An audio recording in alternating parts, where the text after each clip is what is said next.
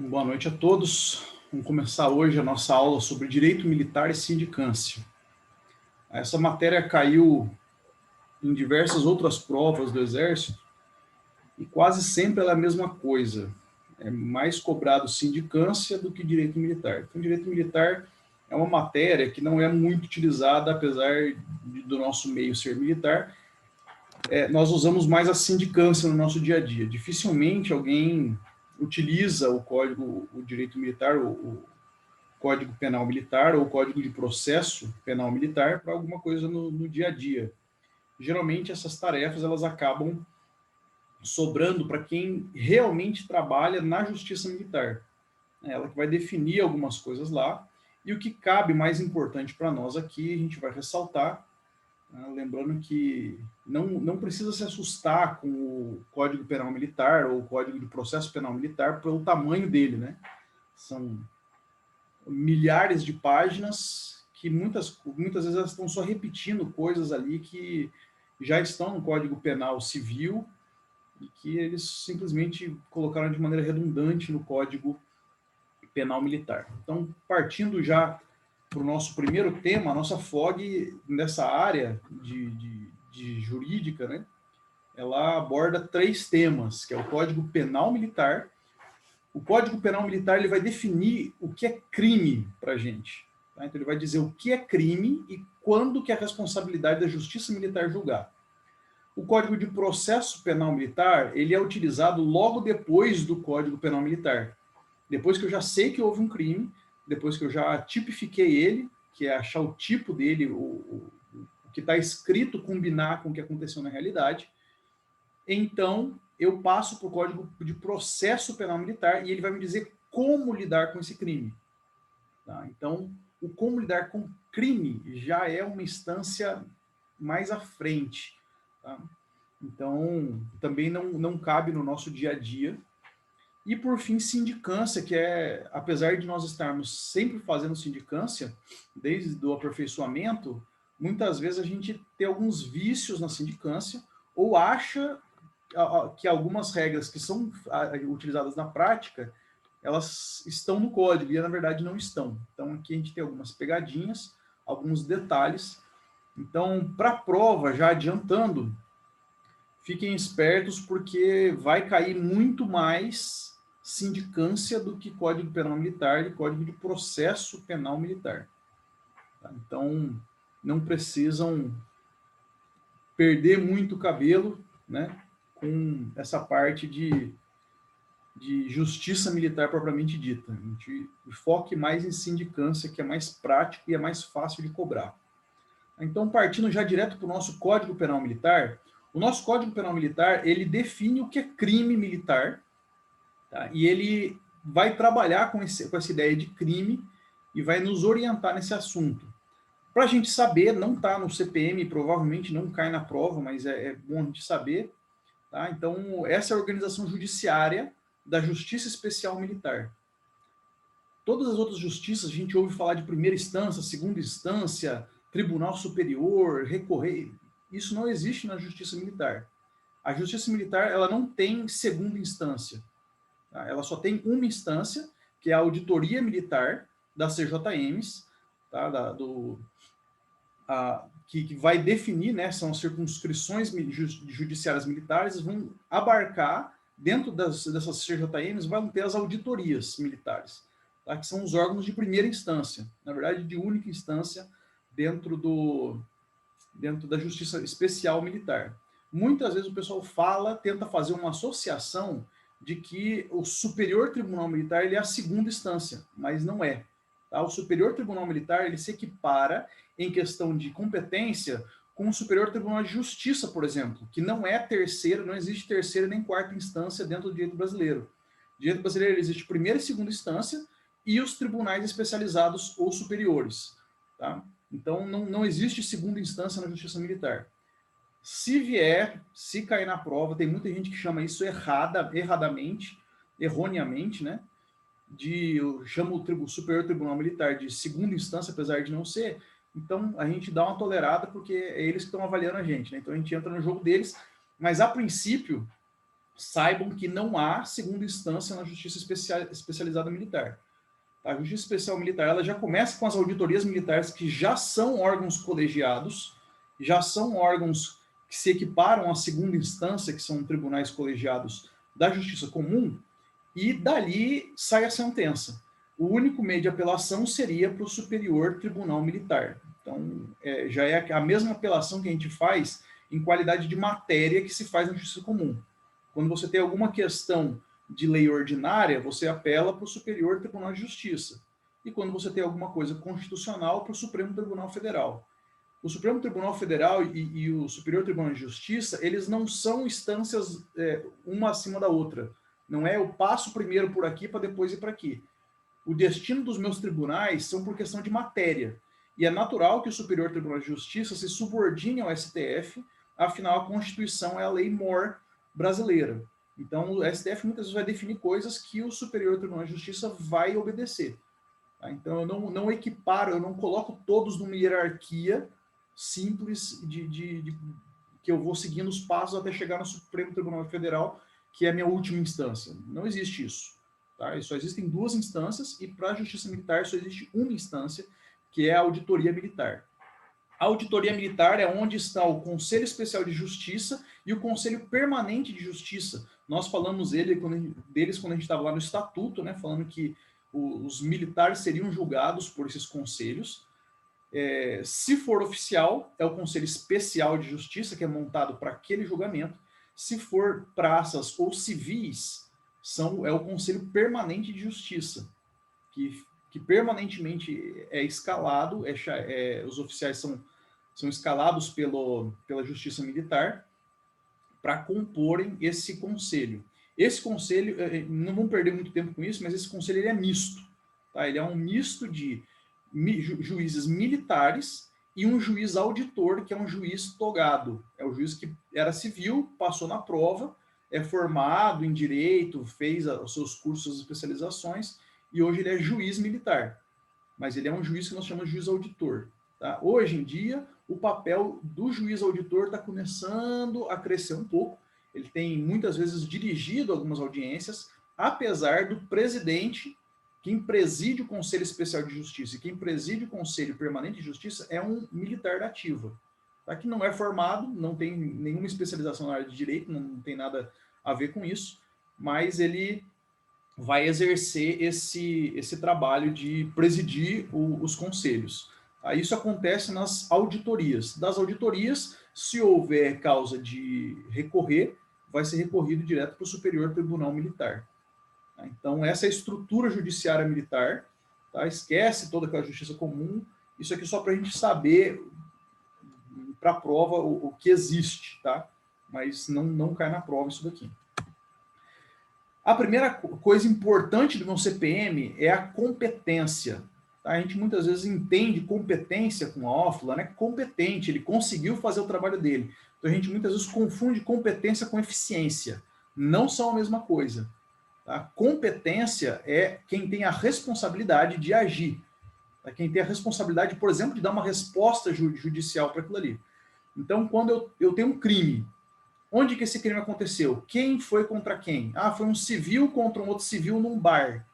Quem tem competência para julgar isso aí? O STF? Não. Quem é competente para julgar esse crime é o juizado comum daquela comarca onde aconteceu o crime. Então, competência tem a ver com quem tem a responsabilidade de dar uma resposta para aquele fato, quando a gente está falando aqui de justiça militar. Então, o que o artigo 9º do CPM vai me falar? Primeiro, ele vai me falar que quem comete crime militar é qualquer agente. Tá? Então, quando ele vai definir o que é crime militar, ele fala, qualquer pessoa pode cometer crime militar. Não são só os militares. Existem alguns crimes que só militares podem cometer. E nós vamos ver isso um pouquinho mais para frente. Que são os crimes próprios militares, que tem a ver com o exercício da função militar. E tem outros crimes que são comuns, mas que são de competência da justiça militar, portanto, são crimes militares também. Eles não são especificamente militares, mas eles também são crimes militares e são julgados por aquele Conselho Permanente de Justiça. Então, um civil pode ser julgado por militar? Pode. Se ele cometer um crime dentro do que está especificado aqui, no artigo 9º do meu CPM. Tá? Então, a Justiça Militar da União ela vai ter competência para julgar esses crimes que estão elencados no artigo 9º. Então, quando a Justiça Civil quer saber se um crime é militar ou não, eles olham para o artigo 9º. Tá? Então, a competência, ou seja, quem tem a responsabilidade de julgamento daquilo ali, o que define se é crime militar ou não, artigo 9º do CPM, do Código Penal Militar. Então, esse é um artigo muito importante para a nossa prova. Tá? Se cair uma questão de direito militar de CPM, provavelmente cai aqui. Tá? Então, aqui é 70% de chance de, se cair uma questão de justiça militar, ser daqui do artigo 9º. Então, dá uma papirada, dá uma olhadinha aqui com calma, tá? Para a gente não acabar passando reto por uma questão que possa ser um diferencial ali na minha nota.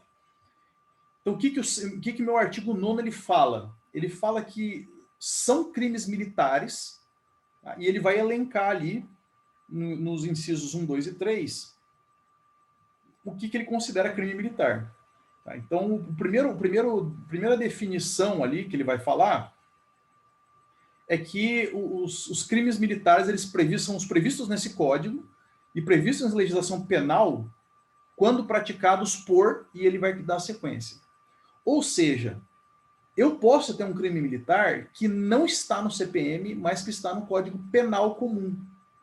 O que ele está dizendo aqui no meu artigo 9º, se você puder dar uma olhadinha lá no seu papiro aí para você identificar visualmente onde que está, ele fala que os crimes previstos nesse código e os previstos na legislação penal, quando eles praticados, por exemplo, no primeiro inciso que ele vai falar, é de militar contra militar. Então, se eu tiver um militar e outro militar furtando, tudo bem que furto tem no CPM, mas é um furto especial relacionado à vida da caserna. Uma agressão física na rua, militar contra militar, crime militar. Vai ser julgado pela Justiça Militar. Então, toda vez que um militar da ativa agredir outros militar na mesma situação da ativa, eu tenho um crime militar. Então, sempre que houvesse conflito militar versus militar da ativa, é crime militar, não interessa onde aconteça. Ah, mas foi no bar de noite, é crime militar. Vai para a competência militar.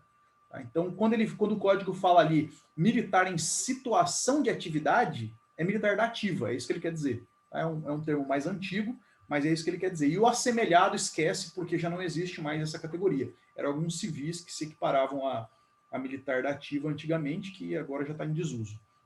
Então, a primeira situação é militar contra militar. Então, houve esse conflito, então eu tenho problema aqui de justiça militar. Outro problema, que é competência da justiça militar, é quando um militar, em situação de atividade, ou militar da ativa, quando ele está em um lugar que é de administração militar, ele comete um crime contra qualquer outra pessoa. Militar da reserva, civil, qualquer coisa. Então, se um civil entrou no quartel e sofreu um crime, foi vítima de um crime por um militar, competência da justiça militar. Então, militar em local de administração militar contra qualquer outra pessoa, crime militar. Militar em serviço, em missão, subindo morro, em manobra, todos esses tipos de vezes que o militar está em serviço, que ele está em missão, em manobra, em exercício de campo, em formatura, contra qualquer outra pessoa, se ele está trabalhando, crime militar também.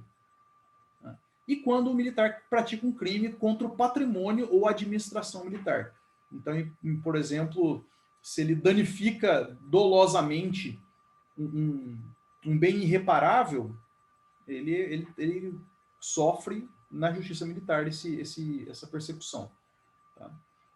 Então, militar, em todas as situações, essas 5 elencadas aqui, competência da justiça militar. Então, ele pode contar uma historinha lá na prova. Ah, fulano estava no bar, encontrou seu desafeto, que é o cabo Beltrano e tal. Aí eles partiram para a briga.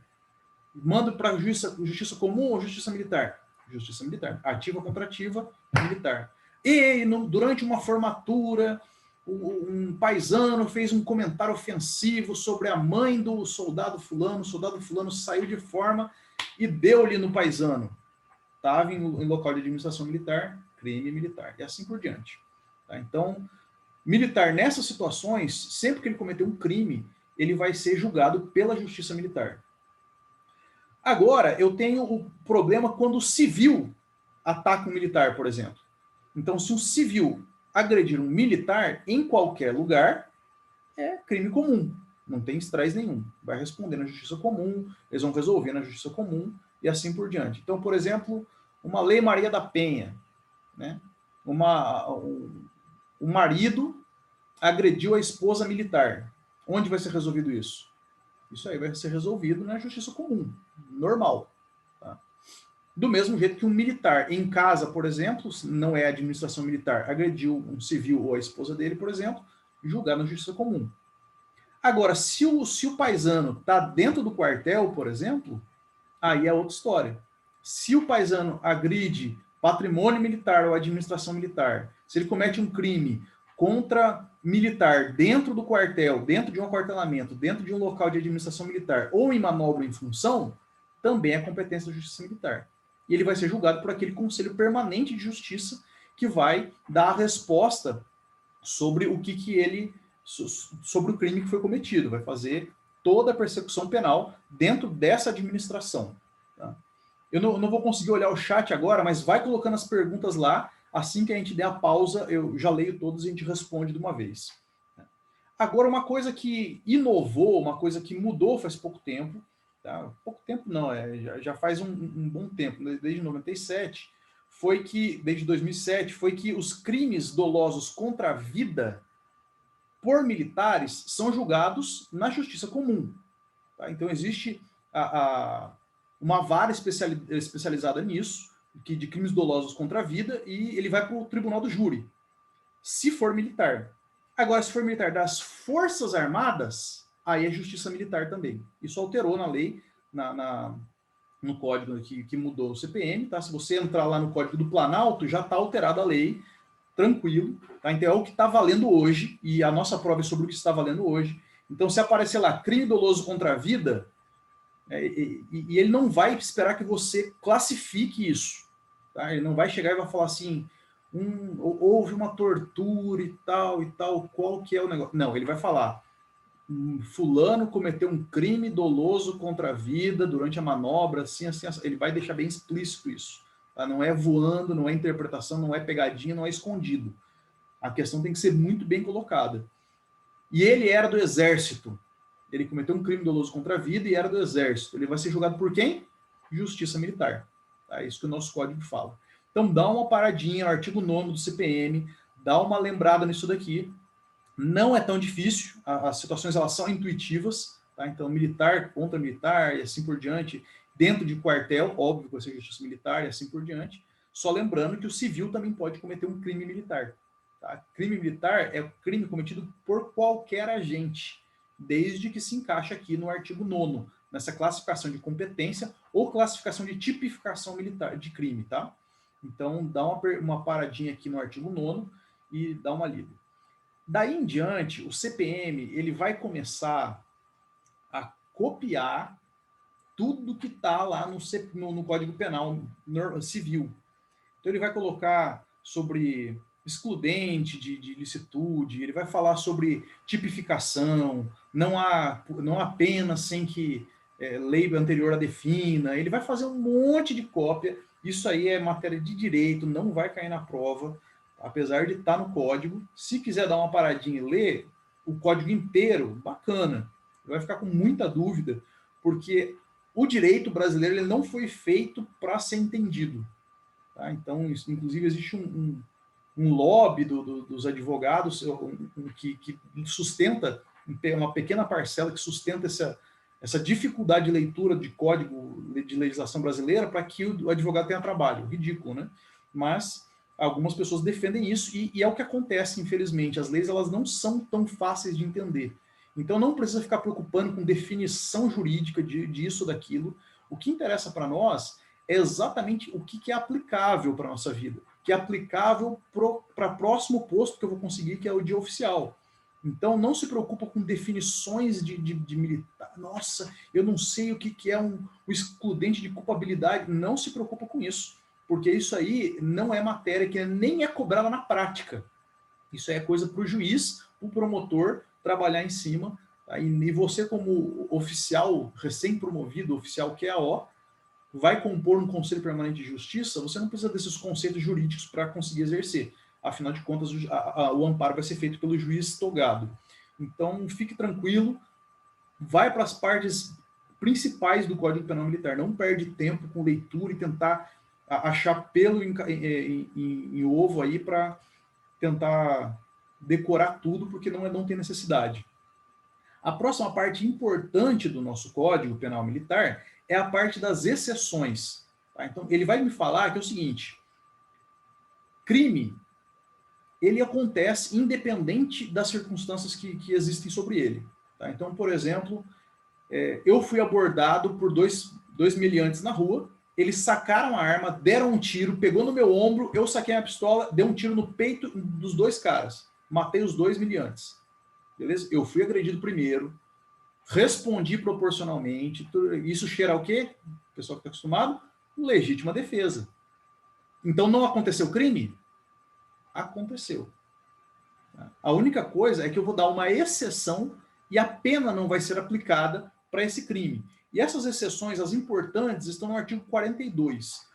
Para eu não aplicar a pena dentro do direito penal, eu tenho 3 tipos de excludente. Tá? É o que vai excluir aquele crime de ser consumado a pena dele, dele receber a resposta estatal para o crime que aconteceu. Existe o excludente de culpabilidade, onde eu vou excluir a culpa.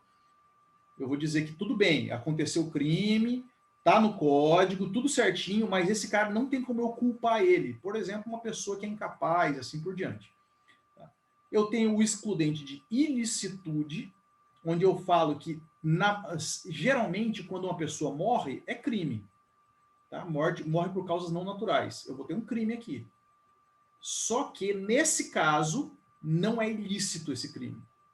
Essa ação que normalmente é crime, ela vai deixar de ser crime porque ela não é mais ilícita. É o excludente de ilicitude. E eu tenho o excludente de tipicidade, que é trabalhado dentro do direito penal, que ele vai excluir o tipo do crime, que é um detalhe jurídico um pouco mais aprofundado. No artigo 42, eu tenho o excludente de ilicitude. Ou seja, aquilo que normalmente é crime não vai ser se a pessoa praticar em estado de necessidade, em legítima defesa, em estrito cumprimento do dever legal ou em exercício regular do direito. Esses 4 itens também são excludentes de ilicitude dentro do Código Penal. Então, se ele não tivesse repetido aqui, continuaria sendo excludente de ilicitude, porque isso daqui é excludente de ilicitude dentro de toda a doutrina do direito brasileiro. Então, lembre-se desses 4 pontos. Tá? O Código Penal Militar ele não aprofunda em culpabilidade e tipicidade, até porque isso são raciocínios jurídicos mais aprofundados, mas aqui ele vai deixar explícito no artigo 42 esses passos aqui. Então vale a pena a gente parar aqui, porque isso daqui pode ser cobrado. Né? Ele vai chegar lá e vai falar assim, o soldado estava defendendo o quartel, começaram a atirar no seu guarita, ele respondeu com fogo e veio a matar o humilhante. Por que não é crime o que o soldado fez? Porque ele agiu conforme, amparado pelo artigo 42, não precisa usar termo técnico, né? Até porque a prova é de múltipla escolha. Ele agiu amparado no artigo 42, inciso 2, que ele agiu em legítima defesa.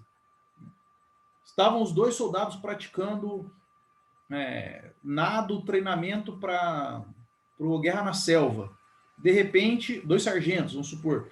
Aí, de repente, os 2 começaram a passar mal, houve um ataque de uma cobra, sei lá o que botou em risco a vida dos 2, e um se apoiou no outro para conseguir escapar. É estado de necessidade, eu estou lutando pela própria vida. É estrito cumprimento do dever legal. Então, ele está agindo em serviço, caminhando naquela direção de cumprir o seu dever, e no meio disso foi cometido um crime para evitar um bem maior, porque ele estava trabalhando dentro do dever dele. Estrito cumprimento do dever legal. O exercício regular do direito. Tá? Que isso aqui, o exemplo clássico que todo mundo dá, é o boxeador. Tá? O boxeador ele está exercendo o direito dele, o exercício regular dele exclui a lesão corporal, por exemplo. Ele comete lesão corporal, mas ele não é imputado esse crime a ele, porque existe um excludente de ilicitude, que é o exercício regular do direito. Então, esses 4, não se preocupe com definição, não se preocupe com doutrina. Nossa, e agora, como é que eu vou definir isso? Saiba que eles existem, tá? Para que você lembre-se deles para na hora de responder uma possível questão de CPM. Tá? O CPM é mais provável que caia artigo 9º do que o 42, mas a gente lembrar que existe isso daqui. O CPM também me enumera quais são as principais penas passíveis de serem aplicadas pelo Código Penal Militar. Então, as principais penas são morte, reclusão, detenção, prisão, impedimento, suspensão e reforma. Então, aquele papo de que no Brasil não existe pena de morte, existe. A pena de morte ela é em situação de guerra para o desertor, só que existe, está tipificado. Inclusive, ele fala como que é aplicada essa morte, que é a morte por fuzilamento. Mas essas aqui são as principais penas que podem ser aplicadas dentro do CPM. Então, vale a pena dar uma lidinha aqui para a gente não confundir as coisas. Então, existe a advertência dentro do CPM? Não, mas eu lembro que fulano foi advertido. Não, não existe. O CPM não. Existe no RDE, Regulamento Disciplinar. No CPM não. Existe repreensão? Não. Só existem as penas. Aqui eu tenho penas ou de limitação de direito, que é a suspensão do exercício do cargo, a reforma, eu vou suspender um direito daquela pessoa, ou eu vou suspender o que é mais comum no direito, que é a liberdade. Tá? Então, é a reclusão, a detenção, prisão e impedimento. Tá? Existem detalhes técnicos aqui. Na prova não vai perguntar a diferença de reclusão e detenção e prisão, quando que é um, quando que é outro. Isso não cai. Tá? Até porque isso não está explícito no código. São conceitos jurídicos, tá, que podem ser colocados, mas não para diferenciar um do outro. Lembrar que reclusão, detenção, prisão e impedimento, a pessoa não vai poder sair de onde ela está. Então, esse aqui é o mais comum. Aí a gente parte para o último tópico nosso de CPM, que são os crimes militares. Então, os principais crimes militares são esses que eu elenquei aqui. Tem muito lá. O CPM ele copiou a maior parte do Código Penal Civil. Então, ele vai falar de roubo, ele vai falar de furto, ele vai falar de estelionato, ele vai falar de um monte de coisa e vai fazer uma aplicaçãozinha ao direito militar. Tá? Não vai cair na prova isso daqui. Ele não vai pedir para você tipificar isso para a prova. Ele não vai falar, aconteceu tal e tal coisa. Isso foi um estelionato qualificado. Não vai cair esse tipo de diferenciação. O que ele vai fazer, talvez, é falar uma coisa que seja bem explícita, bem preto no branco, para que você defina como crime militar. Então, ele vai definir o crime militar na parte especial. Até o artigo 135, nós estamos na parte geral do Código, que vai me dar diretrizes de como eu aplico o Código Penal Militar. E do 136, o artigo 136, até o final, ele vai definir quais são os crimes militares, um por um, e qual que é a pena para cada um. Né? Então ele vai falar, ó, o crime é esse e ele é penalizado com isso. Não existe o que a gente faz, por exemplo, no RDE com uma transgressão disciplinar. Eu posso dar impedimento. Quanto? Não, quanto da minha cabeça. Dentro do Código Penal militar e civil, existem diretrizes para a definição da pena. Eu não preciso me preocupar com isso, tá? Mas se você olhar lá, desde o artigo 136 até o 408, ele vai falar sobre os crimes e as penas que são aplicadas para cada um. Não precisa se aprofundar nas penas, saiba somente quais são os crimes. Então, crime a gente sabe aí da nossa vida civil, quais são naturalmente, tá? Então, só destacando aqui alguns crimes que estão no CPM, tá? Que podem acabar caindo. Não se preocupe com tempo de guerra, crime militar em tempo de guerra é muito, muito fora da realidade isso daí. Dá uma lidinha, mas não vai cair isso daí porque é muito fora da casinha. Tá? Então, os principais são esses aqui que eu coloquei, tá? Os que geralmente a gente não está muito acostumado, mas que pode ser citado na prova, não vai pedir para a gente tipificar isso. Tá? Então, o artigo 157, violência contra superior, então agredir um superior é crime militar tipificado. Desrespeito a superior hierárquico, tá? Então eu desfazer da autoridade dele, eu desrespeitar a autoridade dele, é crime. Recusa de obediência, eu receber uma ordem e não cumpri-la, me recusar a cumprir uma ordem de superior hierárquico, é crime militar. Tá? Violência contra subordinado, é crime militar. Então aquela trote, né? O pessoal, eu sou sargento novinho, vamos lá dar um trote nele. Se for levar o pé da letra, artigo 175, violência contra subordinado. Se tiver um superior hierárquico no meio da brincadeira infeliz que é o trote. Tá? Então, violência contra subordinado é sempre que um superior hierárquico agride um subordinado. Tá? Os dois principais, tá? Que são próprios militares, são crimes próprios da atividade militar especificamente, porque os outros, ainda violência contra o superior, desrespeito ao superior, eu ainda tenho isso daqui em parte nos órgãos públicos. Quando eu tenho um chefe de gabinete, por exemplo, ele é superior hierárquico do agente comum, do escrivão e assim por diante. Mas o artigo 183 e o artigo 187, eu tenho crimes próprios militares, eles são os clássicos. Tá? Dentro de todos esses daqui, se cair na prova crime militar, vai cair um desses dois. Tá? A gente volta um pouquinho neles. Artigo 195, abandono de posto, então tem que ser militar para cometer, é próprio militar. Tá? Então tem que estar lá no posto de guarda. Ah, não, eu vou sair porque eu estou cansado. Abandono de posto, crime. Dormir em serviço, crime. Tá? Em serviço, é que ele não está falando de serviço de escala. Está falando dormir em serviço. Então, se eu estou durante o expediente e vou tirar uma sonequinha no carro, crime militar. Tá?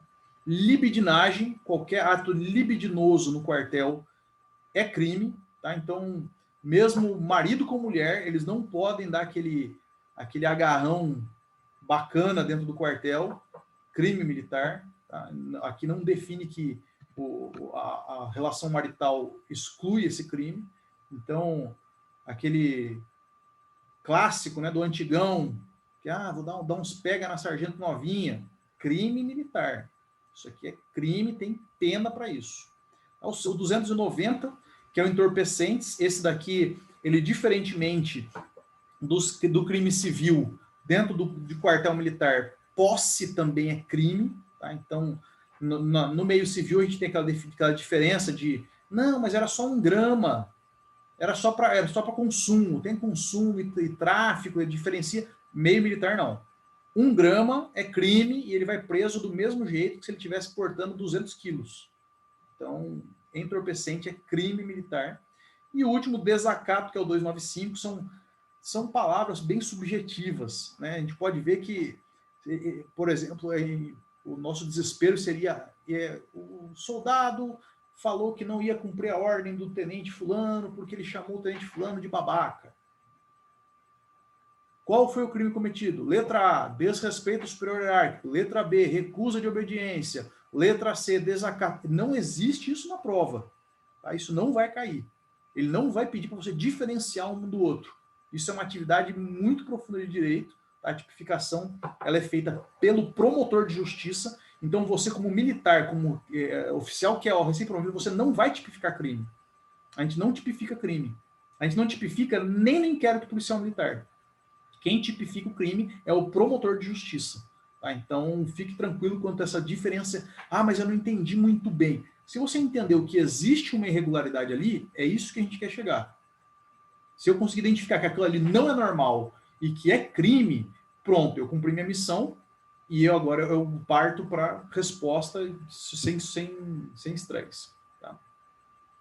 Existe um problema de entendimento de verbo aqui no 183, que é insubmissão, e a gente confunde insubmissão com a tal da insubordinação, com a tal da recusa de obediência, com o desrespeito ao superior, com o desacato. Insubmisso, por quê? Porque o soldado não me obedeceu, eu dei uma ordem para ele. Tá? Lembrar que insubmissão é se submeter ao serviço militar obrigatório. Tá? Esse é o crime próprio militar que o civil comete. Tá? Então, Fique esperto com insubmissão. Lembre-se sempre que essa dupla insubmissão é ele não se apresentar para o serviço militar obrigatório. E o desertor, a gente sabe pelo próprio verbo que é aquele militar que fica um bom tempo fora do quartel, passa 8 dias e tem uma conta maluca lá, que a gente vai ver mais para frente, que aí ele entra no quadro de deserção. Então, foca nesses dois, lembra bem deles, diferencia o verbo, o português aqui bem claro, para que a gente não tropece no português aqui dentro do meu CPM. Tá? Então, de CPM é isso, não tem muito segredo. Tem um monte de artigo que você vai ver lá com linguagem jurídica complicada, pode pular, vai para o artigo 9º, artigo 42 e os crimes militares, que são esses que estão elencados aqui. Tá? Entendeu como funciona mais ou menos o judiciário e entendeu essa parte de competência dos crimes, sucesso CPM. Tá? O CPM não é um bicho de 7 cabeças, até porque ninguém sabe CPM no quartel. Não é um negócio que você usa no dia a dia. Pode chegar para o seu assessor jurídico, depois de você estudar aqui, vai lá na assessoria, eu queimando o filme da minha própria classe, mas vai lá na assessoria jurídica e fala, escuta fulano, lá no CPM está escrito isso, isso, isso. Você vai ver o olho do cara regalando, porque a gente não usa CPM no dia a dia. Tá? Então, inclusive nas assessorias é difícil você ter alguém que domine o CPM, que responda, não, isso é assado, assim. A gente vai conseguir dar enrolado, porque advogado é bom nisso, mas realmente dominar o CPM não tem muito, porque a gente não pratica isso, a gente não usa isso, nem na assessoria jurídica, quiçá no dia a dia militar. Então, CPM é isso, não precisa fugir muito desse pedaço aqui do que a gente viu. O próximo código, tá? Hoje a gente vai ter que dar uma corrida, vamos fazer uma pausa, mas um pouquinho mais para frente aqui. O Código de Processo Penal Militar, ele é o que eu expliquei no início da aula. Depois que meu CPM definiu o que é crime militar, ou que aquela conduta é um crime militar, que aquilo que o militar fez se encaixa dentro daqueles artigos do Código Especial, da parte especial do Código, e eu tenho definido uma conduta errada, o que eu faço com esse camarada? Né? Qual que é o meu procedimento com ele? Isso é o Código de Processo Penal Militar. Então, aqui ele vai definir qual é o processo, qual é o caminho que eu vou fazer para chegar na solução do meu crime que foi cometido. Então, dentro do Código de Processo Penal Militar, uma das primeiras coisas importantes aqui é eu saber da onde vem o direito. Tá? No CPM ele não vai falar sobre isso. Aqui no CPPM ele vai falar que... Por quê? Porque eu posso, durante o meu processo, durante o julgamento, eu ter uma situação que nós chamamos de lacuna do direito. O direito nem fala que é, nem fala que não é. Eu estou no meio do limbo aqui. E como é que eu lido com isso? No Código Penal, por exemplo, eu não posso fazer uma analogia, eu não posso, que é o item E ali, né? Mas para alguns procedimentos eu posso. Então ele vai falar, ele vai me elencar aqui no artigo 3º como que eu vou lidar com os casos omissos do Código. Então isso aqui são o que nós chamamos de fonte do direito.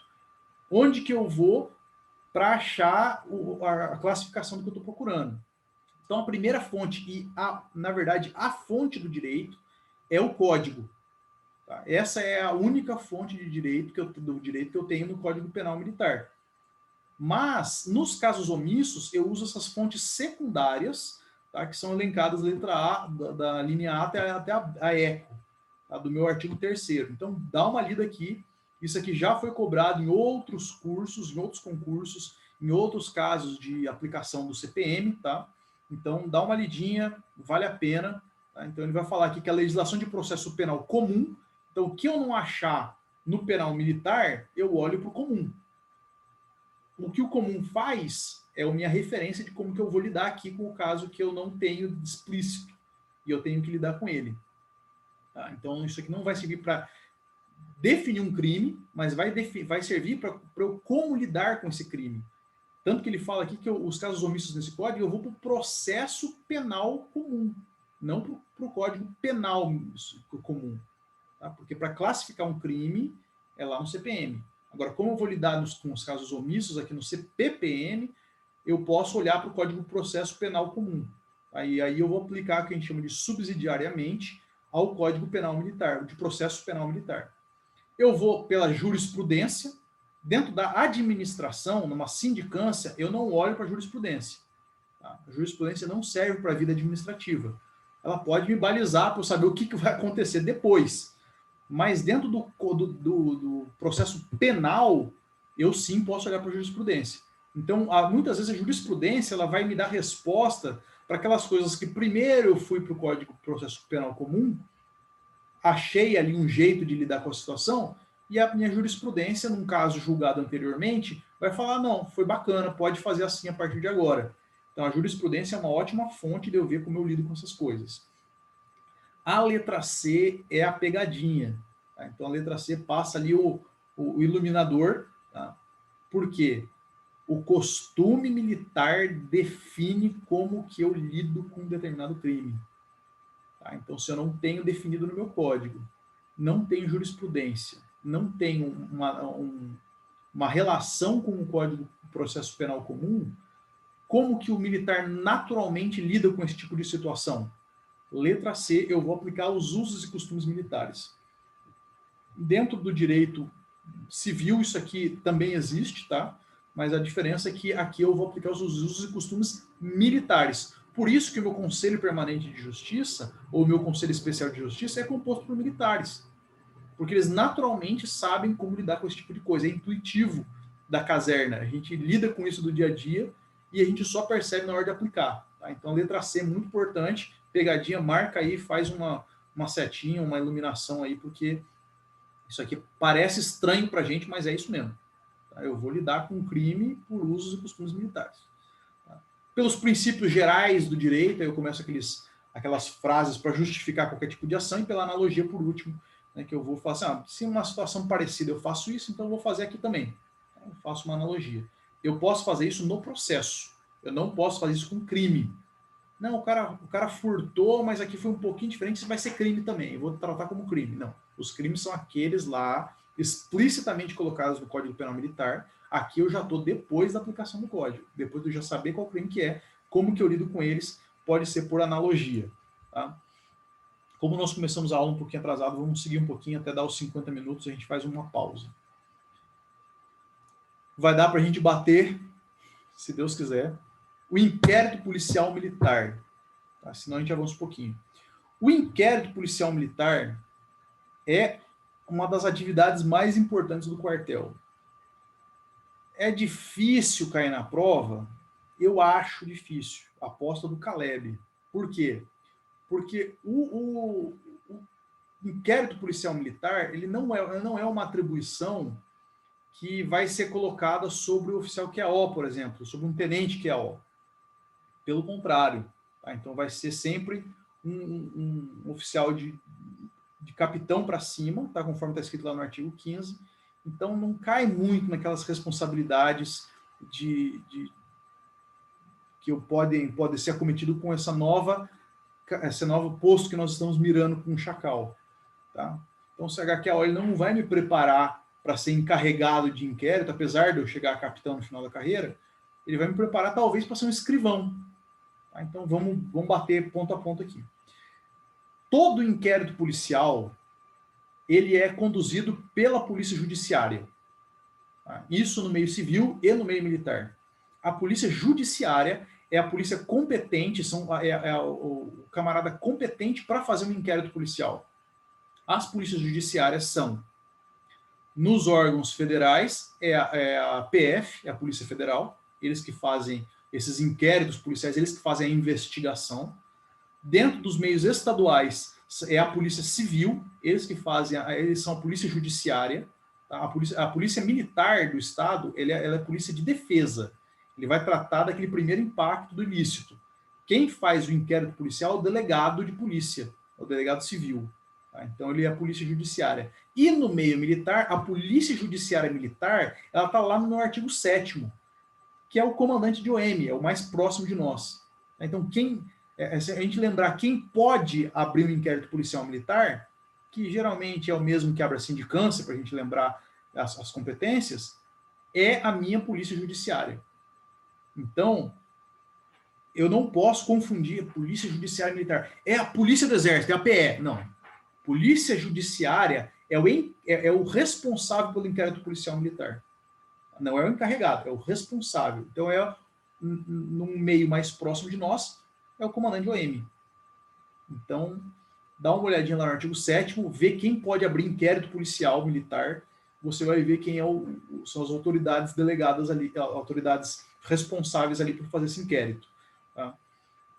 O inquérito policial militar, a função dele não é julgar, a função dele não é dizer qual crime foi cometido, a função dele não é apontar uma pena, fazer juízo de valor, nada disso. O inquérito policial militar, conforme está escrito no artigo 9º, ele é para apuração sumária dos fatos. Então ele vai fazer uma descrição, ele vai documentar o que aconteceu. Tá? Então tem que ser uma documentação sem emoção.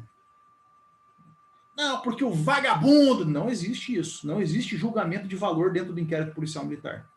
Ele serve para documentar fato. É investigação de fato, não de direito. Então, o meu inquérito policial militar, ele vai terminar no meu relatório dizendo o que aconteceu. Não preciso dizer por que aconteceu. Eu não preciso dizer qual foi o coração nada disso, sem emoção. É apuração sumária de fato. O inquérito policial militar, ele não chega a uma conclusão culpado. Eu absolvo, eu como encarregado do inquérito absolvo. Não. É descrição de fato. Tá? Então, olha lá para o artigo 9º, para reforçar isso daí. Eu tenho que lembrar que o inquérito policial militar ele não toma lado. Ele não vai, ele vai apontar o ilícito, ele vai apontar quem cometeu, ele vai fazer todo esse tipo de coisa, ele vai fazer toda essa documentação de fatos, e ele pode até colocar artigo de direito no meio. Mas ele não vai fazer essa relação entre o que nós chamamos de premissa maior, que é a lei, e a premissa menor, que é o fato. Tá? E quem faz isso é o promotor, que é para quem eu vou entregar o meu inquérito policial militar, que vai utilizar o inquérito policial militar para talvez oferecer uma denúncia. Tá? Então, pare e lembre, inquérito, eu vou inquirir, eu vou investigar, eu vou questionar. Essa é a matéria do meu inquérito policial militar. Então, é fazer a apuração sumária dos fatos. Ele começa com uma portaria, tá? Artigo 10º, tranquilo. Essa portaria pode ser motivada, pode ser de ofício, tem várias situações lá, mas eu tenho que lembrar que é uma portaria. Pode ser nomeado um escrivão, que tem que ser necessariamente mais antigo que desculpe, o encarregado tem que ser mais antigo que o indiciado. Mas o escrivão, se o indiciado, o investigado, ele for oficial, o escrivão tem que ser de primeiro tenente de segundo ou primeiro tenente para cima. Tá? Se ele for sargento, pode ser mais antigo que o militar sem estresse. Tá? Pode ser sargento, subtenente ou suboficial. Sempre é bom o camarada botar alguém mais antigo que o indiciado para não dar estresse. Apesar de no código falar que, se for praça, pode ser sargento. Até um terceiro sargento pode ser escrivão. Tá? Mas é bom a gente sempre deixar essa ideia de que é um cara mais antigo para não expor o indiciado frente a um mais moderno. O encarregado do meu inquérito policial militar, ou seja, aquele que a Polícia Judiciária Militar, o meu comandante de OM, é ele que é o responsável pelo inquérito. Ele vai delegar isso para o encarregado, essa autoridade de inquirir, e esse encarregado, que tem que ser um capitão ou mais antigo um capitão, ele vai seguir com todos os procedimentos. Tá? Então, o encarregado do IPM, ele não é o sindicante, são palavras diferentes, ele que vai tocar o meu IPM. Ele que vai fazer todos os atos como se comandante fosse, como se ele tivesse vestido da autoridade do comandante. Tá? Então, ele pode enviar documento para outro OM, ele pode assinar as coisas, ele pode enviar documento, para produzir documento, ele pode fazer tudo isso daí. Ele pode requerer laudo, requerer perícia, tudo isso o encarregado faz, porque ele age no nome do comandante. Então, ele é o encarregado de tocar a situação. O inquérito policial, ele tem naturalmente uma vestimenta de sigilo. Então, é natural que haja um sigilo aqui dentro do fato. Então, se eu estou investigando um camarada, um fato que está ocorrendo, ou que ocorreu agora, se eu chegar para o cara e falar assim, semana que vem vou lá, né, no seu frigorífico, vou fazer uma inspeção lá, para ver se a contagem está certa. O que o camarada vai fazer? Vai correr na frente e vai acertar toda a matemática. Né? Ó, semana que vem estou indo lá na sua sessão lá para procurar um documento que faz parte do meu IPM. Esse documento, sem querer, vai desaparecer, né? Então, é natural que haja um sigilo. Tá? Então, o inquérito ele naturalmente é sigiloso, ele não necessariamente é, mas ele naturalmente é sigiloso. Tá? Para o bem da publicidade, por exemplo, o encarregado pode levantar o sigilo do inquérito. Não é normal, mas pode. Tá? E o encarregado pode permitir que o advogado indiciado tome parte no processo, conheça os autos do inquérito. Tá? Então, essa daqui é a parte que, na prática, todo mundo fica com medo, né? Poxa, eu estou conduzindo o IPM e o indiciado contratou um advogado. E agora? Eu tenho que participar, eu tenho que mandar documento, eu tenho que fornecer cópia. Se eu quiser, eu não faço nada. Eu não tenho que deixar, eu não preciso deixar o advogado tomar parte do processo. Tá? O advogado pode dizer, eu quero cópia do IPM. Não. Você vai ter cópia do IPM depois que ele passar na mão do juiz e do promotor. Não, mas você está cerceando a minha defesa. O seu cliente não é nem acusado ainda. Dentro do inquérito policial, eu não tenho um acusado. Eu tenho um investigado, eu tenho um indiciado quando eu já tenho uma probabilidade de autoria. Eu não tenho acusação formal. Então, eu não falo aqui no inquérito policial militar de contraditório em defesa. Não existe isso. Então, mas eu quero saber o que estão falando de mim. Não, é sigiloso, é IPM. Eu faço tudo no silêncio, sem estresse nenhum. Tá? O inquérito policial civil também é assim. Então, não existe, não se fala em contraditório dentro do inquérito policial militar. Ele é sigiloso, ele não tem ampla defesa e participação do indiciado. O indiciado pode arrolar testemunho, nada disso. Inclusive, se o indiciado fala assim, tem uma testemunha que eu acho que seria bom ouvir, o encarregado escolhe, quer ouvir, não quer ouvir, sem prejuízo nenhum do inquérito. Tá? Então, o sigilo é natural aqui. Dentro do meu inquérito policial militar, pode haver uma prisão preventiva, do mesmo jeito que acontece no inquérito policial civil, tá? No inquérito policial judiciário. Então, a autoridade, o encarregado pode solicitar ao juiz, à autoridade judiciária competente, para que seja decretada prisão preventiva do investigado. Tá? E isso, o indiciado, ele pode ficar detido, tá? Não preso em cárcere, mas detido, durante as investigações policiais por até 30 dias. Desde que eu comunique tudo que eu vou fazer que cerceia a liberdade, eu tenho que comunicar ao juiz. Tá? Lembra sempre disso. Mas ele pode ficar detido durante 30 dias até o final do meu IPM. Ele pode ficar preso preventivamente durante todo o IPM, desde que o juiz participe desse fato. Tá? Então, o juiz ele só vai trabalhar nessa parte de custódia, de adaptação dessa liberdade ou não do investigado. A diferença, tá, é que eu tenho um prazo para concluir o IPM. Se o meu investigado está preso, meu prazo é 20 dias. Tem que ser mais rápido, porque eu estou cerceando a liberdade de alguém. Se não está preso, ele está respondendo a liberdade, 40 dias para eu terminar meu IPM, meu inquérito. Tá? Então, lembra sempre disso. O prazo é mais curto se ele estiver preso. Então, a previsão preventiva talvez trabalhe contra o bom andamento do meu inquérito policial militar, que eu não vou ter mais aquela calma que eu teria de 40 dias para solucionar, para terminar o meu inquérito policial militar. Lembrando que o inquérito policial militar ele termina da mesma forma que a sindicância, o encarregado vai fazer um relatório e o comandante vai assinar uma solução, tá? para aquele inquérito policial militar. Então, da mesma forma, ele vai fazer um relatório dos fatos, vai descrever tudo que ele fez, diligências, conclusão, assim por diante, e o comandante vai ler tudo aquilo e vai dar uma solução e enviar tudo para o juízo, para a auditoria militar. Lembrando que, uma vez iniciado o inquérito policial militar, eu não posso arquivar. Me arrependi.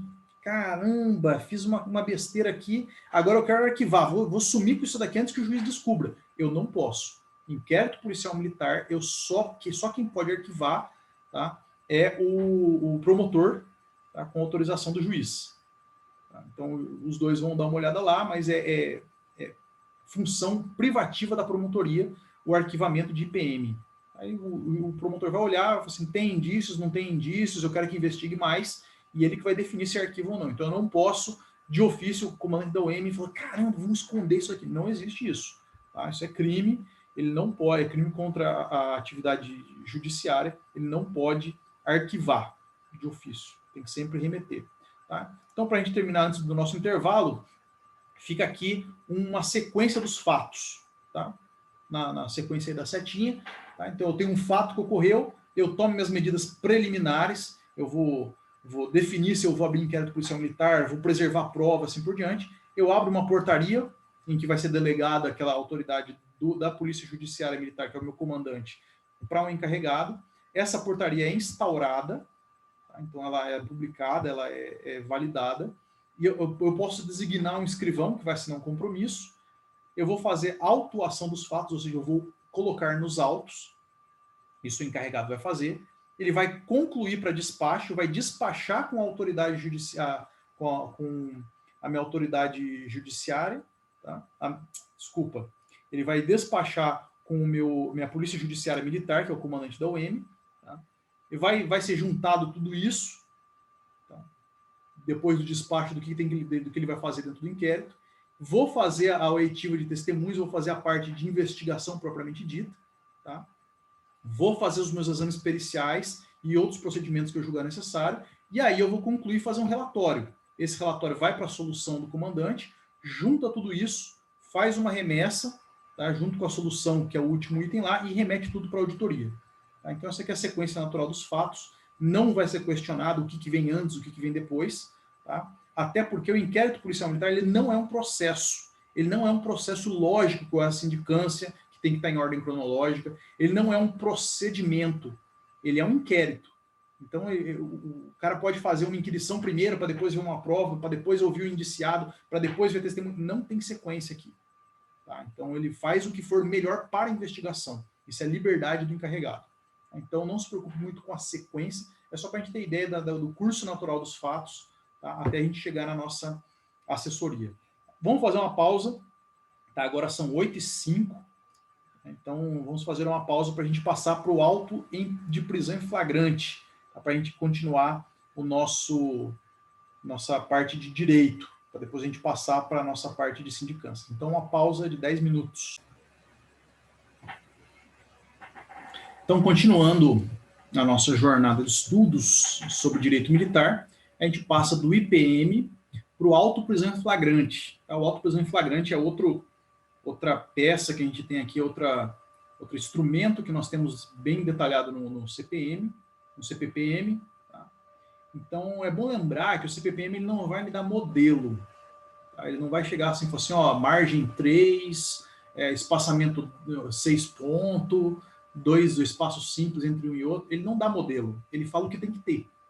Tá? Então, os modelos eles acabam surgindo pela prática e obedecendo a nossa legislação de documentação do Exército. Tá?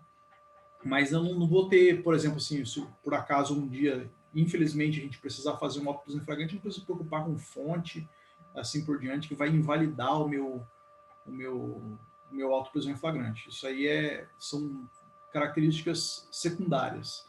Tá? Então, o que é o meu auto prisão em flagrante?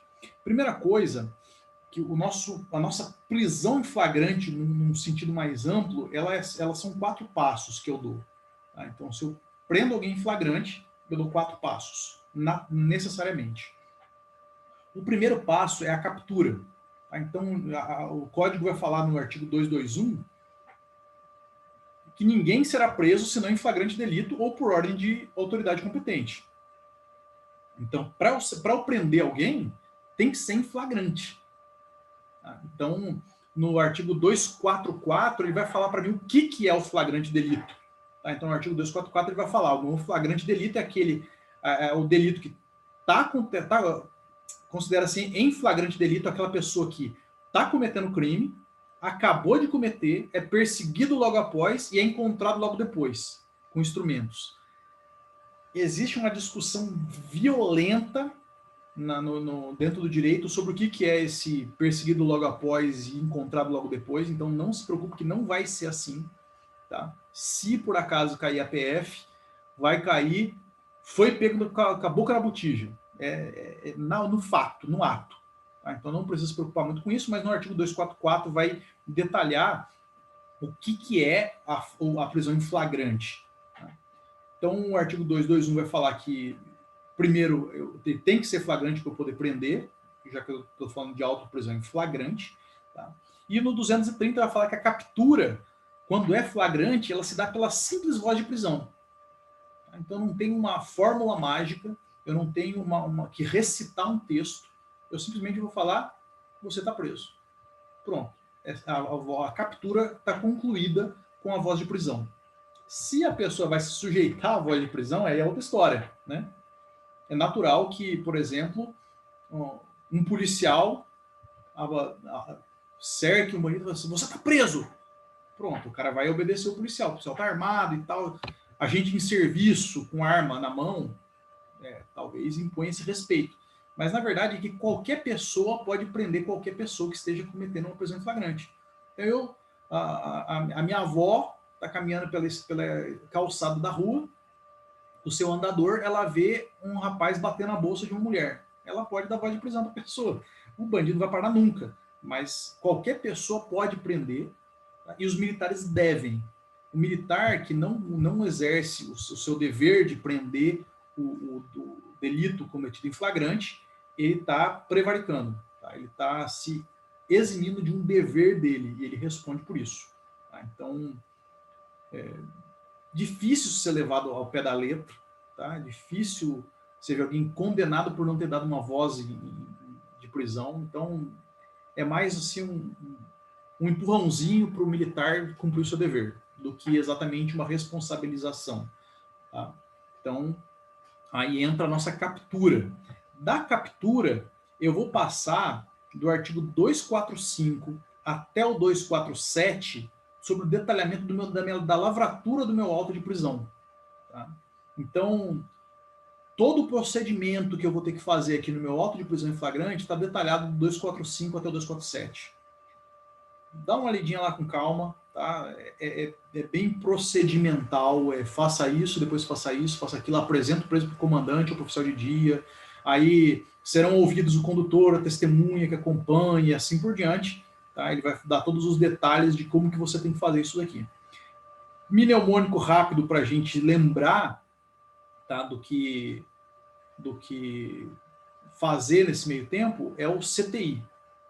Aqui no auto prisão em flagrante eu tenho um procedimento. Tá? Eu tenho uma sequência para fazer as coisas que pode invalidar o meu auto prisão em flagrante. Tá? Então eu tenho que primeiro ouvir o condutor. Primeiro eu vou ouvir e registrar o depoimento do condutor. Depois eu vou ouvir e registrar o depoimento das testemunhas. E por fim, do indiciado. Tá? Da pessoa que cometeu o delito que está sendo indiciado no meu auto prisão em flagrante. Se eu faço um auto prisão em flagrante, eu não preciso fazer um IPM. Tá? O IPM é a ferramenta que o promotor vai usar para oferecer uma denúncia de crime para o juiz. O auto prisão em flagrante também é essa ferramenta que vai oferecer para o meu promotor o subsídio para ele oferecer uma denúncia penal. Então, se eu faço um, eu não faço outro. Tá? Eu posso, no curso de um IPM, haver um flagrante de delito. Aí eu vou fazer uma PF dentro do meu IPM. Tá? Mas para amparar aquela prisão em flagrante, não o fato que eu estou investigando. Tá? Então, isso aqui é peça suficiente para oferecer a denúncia. Tá? Então, eu não preciso... Fiz um auto prisão em flagrante, agora eu tenho que fazer um IPM? Não. Ele, por si só, dá o subsídio para o oferecimento da denúncia. Tá? Da lavratura do auto prisão em flagrante, eu vou para o recolhimento à prisão. Então, no artigo 246, que a autoridade vai mandar recolher a prisão e vai imediatamente fazer o exame de corpo de delito e avisar a autoridade judiciária competente. Tá? Então, a recolhimento à prisão faz parte do meu auto prisão em flagrante. Essa prisão muitas vezes não se efetiva na prática. Geralmente o juiz afrouxa a prisão, ele relaxa essa prisão e geralmente a pessoa vai responder em liberdade. Tá? Isso é natural dentro de todo o judiciário. Somente a exceção, que é a prisão que a gente chama de preventiva, ou no direito penal civil a temporária, que é uma figura que não tem aqui no meu CPM. Tá? Mas o normal, o ordinário, o normal é responder em liberdade. A exceção, responder preso. Então, geralmente, há um relaxamento dessa prisão em flagrante. Tá? E essa prisão ela é solicitada dentro do meu APF. Ele vai circunstanciar com esses autos do meu auto prisão em flagrante o que aconteceu para eu tomar essa decisão drástica de prender uma pessoa. Tá? Então, essa aqui é a lavratura do auto. E aí, por fim, eu vou remeter esses autos para o juiz. Tá? Então, eu vou pegar esses autos no artigo 251, tá? E vou remeter imediatamente ao juiz competente, tá? Lembrando aquela competência do artigo 9º, eu vou lembrar quem que é o juiz para qual eu vou remeter isso daqui, né? Lembrando aquele caso da agressão doméstica, eu posso fazer um APF, né? Eu sou militar, a APF foi acionada e chegou lá, resolveu, fez o APF e manda para a circunscrição judiciária militar? Não, manda para o juiz comum, tá? Porque ele que é competente para julgar esse caso. Tá? E aí tem os procedimentos da própria autoridade judiciária que vai tomar precaução lá. Tá? Lembrando aqui que no 247, ele vai falar de um ponto importante dentro do meu APF, que é a nota de culpa. Tá? A nota de culpa ela não tem que ser assinada imediatamente. Eu tenho 24 horas para assinar essa nota de culpa. Ela vai assinada pela autoridade com o motivo da prisão, nome do condutor e das testemunhas. Tá? Então, o preso, o rapaz que acabou de ser preso, ele vai saber quem que conduziu ele vai saber quem foi as testemunhas que testemunharam o fato, e ele vai saber quem foi a autoridade que prendeu ele. Tá? Ele é o último a assinar, para ele ter ciência do que aconteceu com ele. Não existe anonimato dentro desse procedimento. Tá? Então, fica aí esse detalhezinho do artigo 251, que é importante a gente lembrar, porque são quesitos do 247, desculpa que é a nota de culpa, que são quesitos objetivos. Né? Lembrando que ele vai perguntar na minha prova coisas que são preto no branco, é objetivo. Então eu tenho lá, aí ele vai falar assim, foi uma nota de culpa, foi assinada omitindo o nome do condutor, porque era um desafeto. Errado. Não pode ser feito assim. Tá? Então tem que ter o nome do condutor. Então são questõezinhas ali que podem ser cobradas de maneira objetiva, tá? E o fluxo do nosso auto de prisão em flagrante é mais ou menos esse daqui. Tá? Aconteceu o fato, né, que é flagrante, o delito ele é flagrante, ele é óbvio, ele está na cara que aconteceu, isso quer dizer flagrante. Tá? Eu vou proceder à captura da voz de prisão, vou apresentar minha autoridade.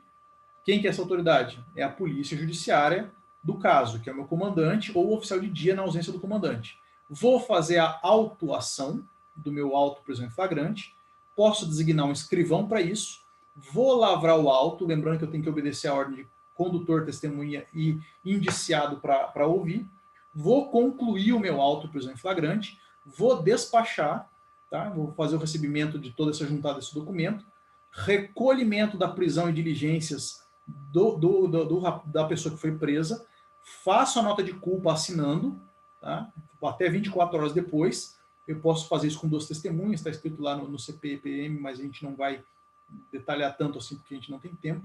Tá? Vou concluir toda essa documentação e vou fazer um relatório do que aconteceu. Tá? Isso tudo vai assinado, remetido para a CJM, que é, nesse nosso caso, a autoridade judiciária competente para isso. Tá? Então, tudo é feito imediatamente e as diligências elas podem levar até 5 dias para eu concluir o meu auto prisão em flagrante. Tá? Mas a comunicação tem que ser imediata. Beleza? Auto prisão em flagrante, esse procedimento aqui, ele não vai perguntar ordem, são detalhes que são intuitivos e não são explícitos. Tá? Então, o que for explícito no código, dá uma lidinha lá dentro do meu CPPM, do que a gente falou do artigo 245 até o 247, que aí a gente vai lembrar do que realmente faz parte do meu auto prisão em flagrante. O que tiver escrito objetivamente, tiver explícito no meu código, pode ser cobrado. O que não tiver, ele não vai fazer pergunta dúbia. Ah, mas quase aconteceu isso. Fica tranquilo que não é assim, coisas subjetivas que podem ser questionadas. Beleza? O outro, na nossa maratona, o próximo crime que é tratado no meu CPPM é a deserção. Tá? A deserção ela está descrita no artigo 451 até o 457, que é o militar que se evade. Ele simplesmente some e ele vai embora, tá? Então, esse camarada, ele comete o crime de deserção. Essa conta é chata, tá? Ela não está explícita no código. Isso aqui é uma representação gráfica do que a gente tem, tá? Mas isso aqui é bom a gente dar uma lida, porque isso aqui pode ser cobrado objetivamente. Tá? Isso aqui está no CPPM e é difícil fazer essa conta na prática. Então, pega o calendário e vai fazendo uns testezinhos. Tá? Então, começa aqui com a falta. Tá? Então, o militar falta o quartel. O dia que ele faltou não entra na conta. Tá? Às 0 horas do dia que ele faltou para o próximo dia, aqui começa o início da contagem. Tá? Então, se ele faltou na segunda, faltou o expediente na segunda, foi para o final de semana, não quis voltar mais. Não, sargento, não vou voltar para o quartel, está incomunicável, assim por diante. O meu primeiro dia de deserção, para contar a deserção, é a terça. Tá? Então, começou aqui no meu primeiro dia. Quando ele completa um dia de ausência do quartel, de falta, tá? Aqui eu caracterizo minha ausência e eu vou dar a parte de ausência. Tá? Na manhã do segundo dia. Eu vou dar uma parte de ausência para a polícia judiciária militar, que é o meu comandante, tá? E ele vai ficar sabendo que está começando a se configurar o crime de deserção. O crime de deserção vai passando, vai contando os dias. Depois do 8º dia, das 0 horas, aqui ele consuma o meu crime de deserção. Tá? Então essa contagem é feita aqui. Faz uns 3, 4 exercíciozinhos aí, simulando, faltou na quarta, faltou no domingo que ele tinha missão e não apareceu, faltou o serviço do sábado, aí vai contando os dias. Faltou na segunda, terça-feira é o meu primeiro dia, na quarta-feira de manhã eu dou a parte de ausência, quinta, sexta, sábado, domingo, segunda, terça, na quarta-feira que vem ele consumou a deserção e eu dou a minha parte de deserção para consumado o crime. Tá? Então, se a gente observar, começou na terça, quarta, quinta, sexta, sábado, domingo, segunda, terça é o último dia. Tá? Então, começou numa terça, vai terminar numa terça, o 8º dia vai ser numa terça, começou na quarta, o último dia vai ser numa quarta, e assim por diante. Tá? Se lembrando que aqui ele vai consumar 0 horas a deserção. A deserção ela é um crime que tem horário. Tá? Então, é 0 horas. Por isso que esse primeiro dia ele não conta. Porque eu começo a contar às 0 horas dessa primeira falta para o primeiro dia de ausência. Então, aqui que eu vou ter o meu marco de início da contagem. Tá? Essa contagem é facinho de se confundir. Tá? É complicado a gente lembrar de cor de tudo isso daqui, mas faz os exercícios que a memória muscular do cérebro, de tanto fazer a mesma coisa, a gente acaba lembrando aqui de como é que funciona. Isso é o que eu tenho de principal dentro do meu CPPM, que são os procedimentos. O último, um pouco importante, seria essa deserção. Eu tenho uma instrução provisória de deserção. Eu tenho uma documentação que é confeccionada após a deserção. Muito pelo do ovo, chifre do cavalo, não vamos abordar aqui. Tá? Dá uma lidinha lá, tem uma série de documentos que tem que ir, tá? Mas não é praticamente impossível cair isso na prova. Tá? Ninguém sabe fazer isso aí na prática também. Então, fica mais com essa contagem de dias, que é mais fácil cair uma questão dessa. O Exército está acostumado a cobrar esse negócio de dias. Quem lembra do CAIS, lembra que provavelmente fez um exercício ou outro desse. Tá? Então, pode se concentrar um pouquinho mais aqui do que na documentação da deserção.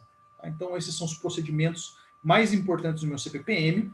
E aí vamos para nosso último assunto da FOG, que é a sindicância. A sindicância ela é um calcanhar de Aquiles. Na nossa prova, provavelmente vão cair de 7 a 8 questões de sindicância. Não vai cair muito de penal militar, não vai cair muito direito de processo penal militar, mas sindicância cai bastante, porque sindicância é algo que a gente sabe cobrar. O Exército está acostumado a fazer, então ele sabe fazer questões de sindicância. Então, especialmente por agora ser o nosso primeiro ano de cobrança, o foco vai estar aqui, nesse terceiro ponto. Tá? Então, fique esperto e dá uma papirada melhor em sindicância, que é a cereja do nosso bolo dessa aula. apesar de, pelos procedimentos, a gente não ter muita complicação da matéria, tá? Mas é algo que a gente deve passar com calma nos nossos estudos. A sindicância dentro do Exército, ela é regida pela nossa EB 10IG 09001, tá? Que ela é essa primeira portaria.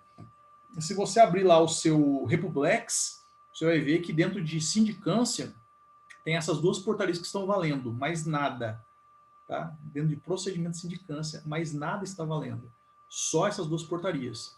Tá? Então, essa portaria 107 do Comando do Exército de 3 de fevereiro de 2012 é exatamente a instrução geral para a elaboração de sindicância. E essa portaria número 1027 do Comando do Exército de 2017, ela só vai alterar a competência de instauração e vai falar um procedimento de carta precatória. Então, não precisa se preocupar com isso. Essa exceção aqui, talvez, assim, mirabolando, ele tente perguntar para você se alguém que foi alterado ali a competência, que é alguém que está com cargo privativo de general, de função de general, ele pode abrir sindicância ou não. É a única chance de cair a portaria 1027. Tá?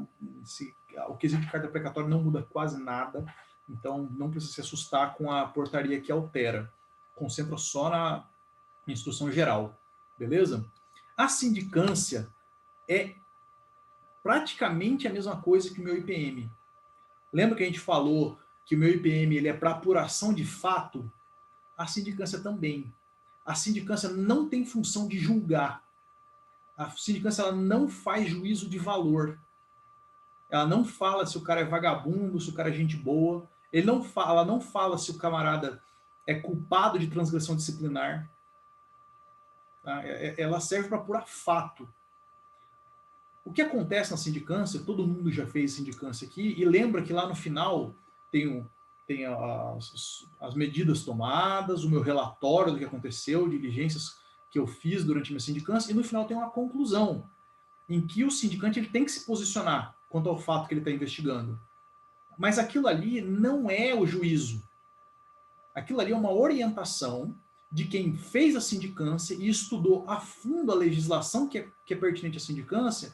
Ele fala para o comandante: comandante, eu que estudei bem o caso, acredito que essa seria uma boa solução. Tá? E o comandante não é vinculado a essa decisão do sindicante.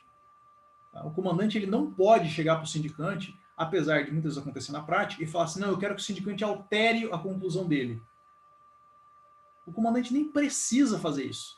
Ele fala lá: discordo do sindicante, por causa disso, minha decisão é tal. Acabou. Tá? Mas o sindicante ele tem que se posicionar quanto ao fato, porque foi ele que estudou a fundo o caso, ele que estudou a legislação pertinente e ele que vai dar um deslinde natural mais tranquilo. Mas a principal função da sindicância não é resolver o problema. O sindicante não está lá para resolver o problema, o sindicante está lá para autuar os fatos, para colocar no papel o que aconteceu. Então ele vai fazer uma apuração de fato, mas não é uma apuração sumária. Tá? O sindicante ele tem que se desdobrar para apurar o fato por completo e puxando aquela linha para achar todo o novelo.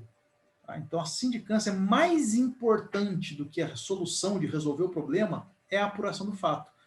Então, para o comandante, mais importante do que ler a conclusão do sindicante é ler o que ele fez.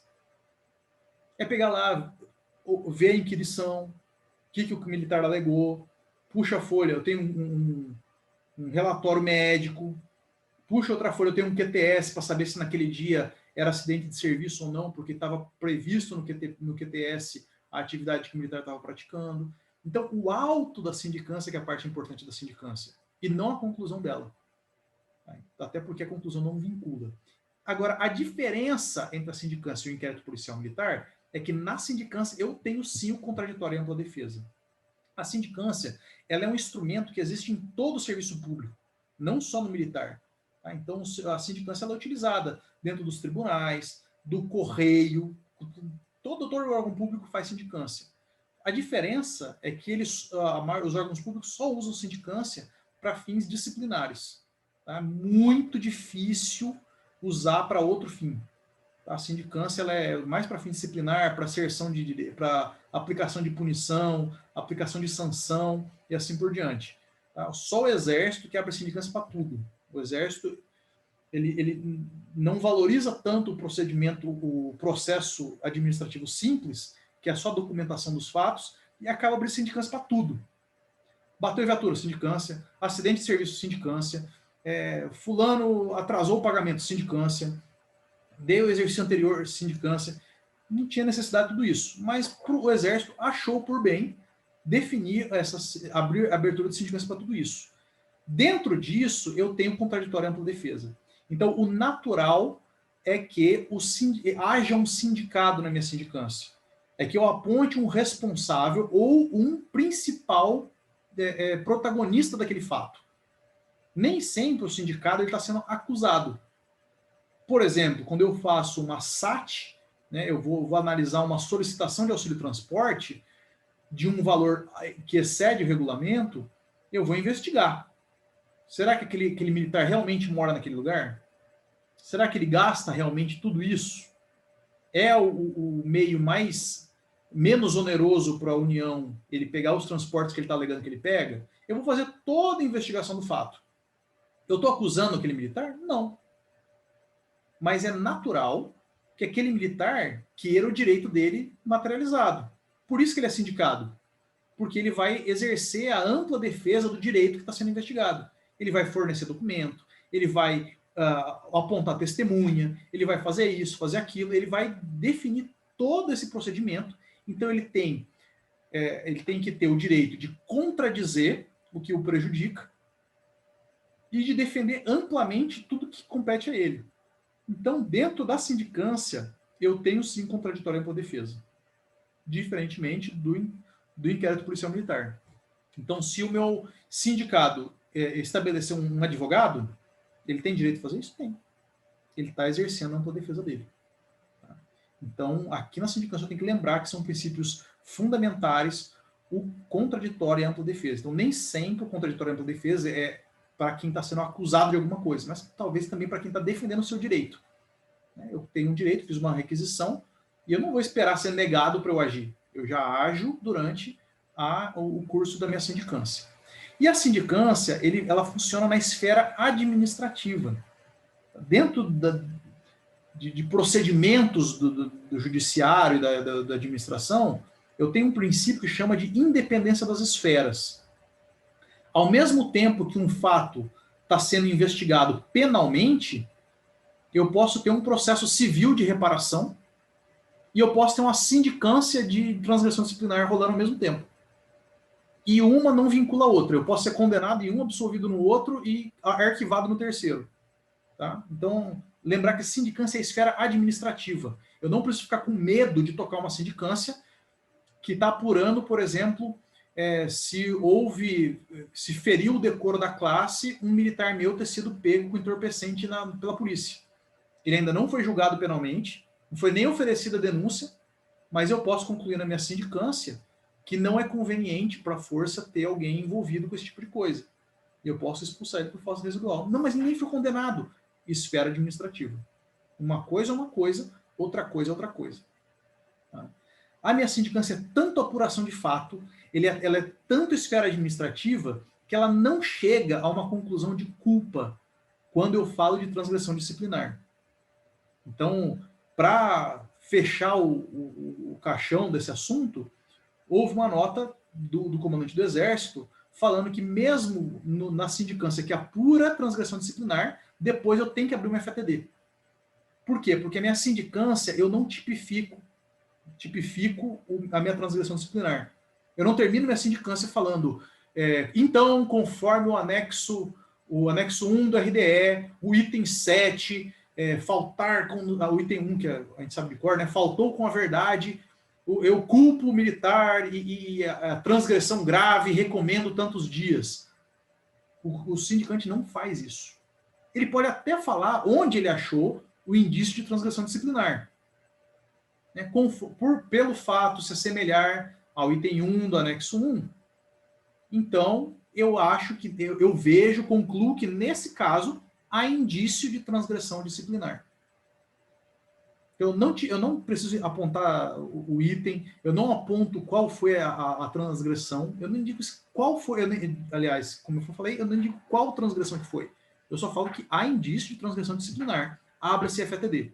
Aí a autoridade responsável pelo militar, seja o comandante de companhia, chefe de seção, comandante de OM e assim por diante, vai abrir um formulário de apuração de transgressão disciplinar e ali vai haver o julgamento. Então a sindicância ela não fecha valor, a não ser responsabilização por erário e assim por diante. Mas em caso de transgressão disciplinar, ela não julga, ela só conclui que há indício. Então o mais importante da minha sindicância é a apuração de fato. É a apuração de um fato que vai ter uma consequência. Mesmo naquelas em que há a imputação de dano erário, o mais importante não é eu dizer que houve dano erário e que a culpa é dele. O mais importante é eu ter as provas ali, eu ter tudo documentado de que realmente aquele fato levou àquilo. Geralmente o relatório se encerra por si só, né, ele resume todos os fatos e ele acaba resumindo os autos, mas se qualquer dia houver um questionamento sobre a imputação de um dano, eu tenho tudo autuado, está tudo nos autos. Então, o mais importante da sindicância é exatamente descrever tudo aquilo que está relacionado. Então, essa daqui é o passo da nossa sindicância. Dentro do nosso manual, eu tenho todas as formalidades, sindicância eu tenho modelo, eu tenho tudo isso e não dá tempo da gente bater ponto a ponto. Tá? Mas o que eu preciso lembrar quando eu estou falando de sindicância? A sindicância tem fases.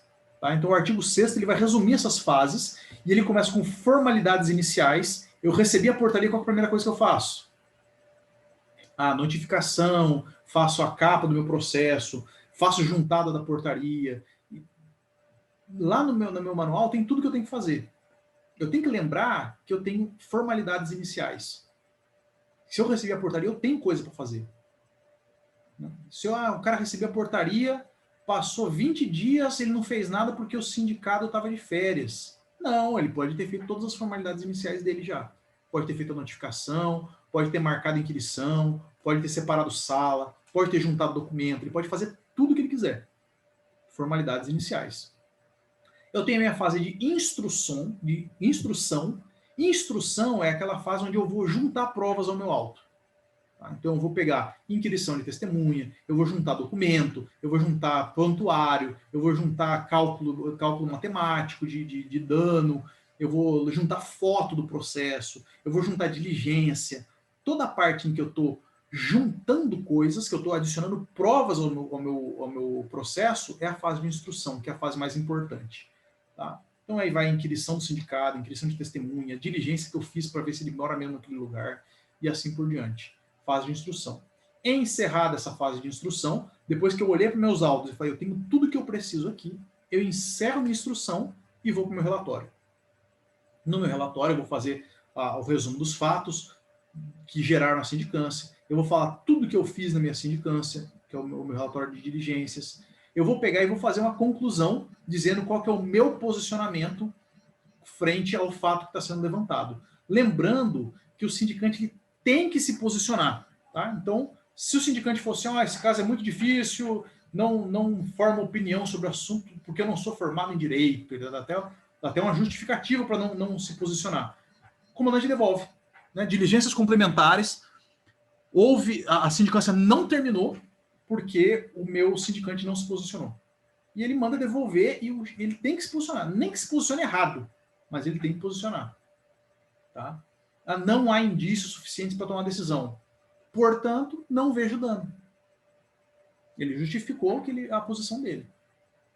Não, o comandante achou que realmente tem indícios suficientes. Discorda do sindicante e há dano. Mas ele tem que se posicionar. Tá? Então, esse aqui é o resumo da minha sindicância. Se eu pensar nela com partes, com essas fases, eu vou matar minha sindicância, as responsabilidades. Então, tenho minhas formalidades iniciais, que é o que eu faço quando eu recebo. Eu tenho a minha fase de instrução, que é quando eu vou juntar inquirição, diligência e provas. E eu tenho um relatório de conclusão. Sindicância simples. É só isso. Mas sindicância de dano erário. Tem essas 3 fases. Mas de SAT. Todas as sindicâncias eu posso seguir esse raciocínio. Tá? Que eu vou conseguir matar. Então não interessa a historinha triste que o meu examinador vai contar. Eu vou conseguir fechar o 10 lembrando dessas fases. Leia o manual inteiro para passar por fase a fase, ver quais são os procedimentos com calma. Vale a pena, não só para a prova, mas para a vida também, tá? Que isso é uma atividade que a gente faz bastante no quartel. E uma sindicância bem feita livra o quartel de tanto problema que a gente às vezes nem tem noção do que acontece. Tá? Dentro de sindicância, o que eu mais posso ser cobrado? Ele vai me cobrar se eu seguir o modelo lá do anexo alfa e tal, que o espaçamento é 3 centímetros embaixo e em cima? Não. Muito provavelmente, a minha avaliação de sindicâncias cai em prazo. Tá? Então, os prazos é onde eu devo me concentrar dentro da sindicância. Os prazos, eu não posso me lembrar do que acontece no meu dia a dia. Tá? Então, no meu dia a dia, o sargento lá da carteira da assessoria, o tenente assessor jurídico do quartel, ele, cara, é gente boa. Inclusive, ele deixa eu entregar fora do prazo. Eu entreguei uma solicitação de prorrogação em cima do laço e ele me concedeu do mesmo jeito. Então, isso aqui não tem importância. A prova é feita em cima do que está escrito, não do que eu vivo no quartel. Então, seja, no bom sentido aqui, Caxias em cima desses prazos. Não se lembre do que você faz no quartel, das exceções que existem, mas se concentre exatamente no que está escrito. Tá? Então, o artigo 9º ele vai falar de contagem de prazos, ele se exclui o dia de início e inclui o dia de vencimento. E no parágrafo 1º fala que os prazos se iniciam e vencem em dias de expediente. Tá? Então, essa é a primeira coisa que eu tenho que olhar no meu artigo 9º, essa orientação.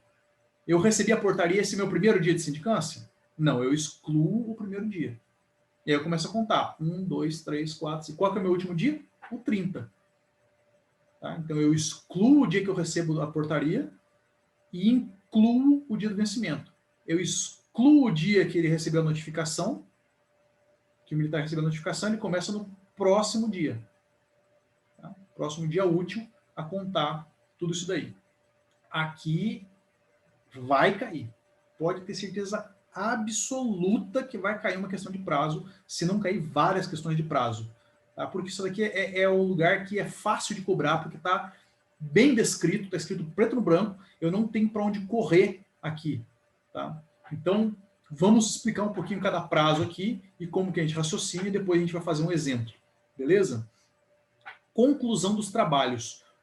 Toda sindicância é 30 dias corridos. Ah, mas no meu quartel o cara abre com 20. Errado. Ah, mas o comandante era amigo do sargento fulano e eu lembro que ele abriu uma sindicância com 50 dias pro cara, já deu até prorrogação. Errado. Toda sindicância são 30 dias corridos. Mas é assunto fácil, vai terminar em uma semana, concluo. 30 dias e entrega antes do prazo terminar. Você não precisa esperar o 30º dia para entregar o relatório.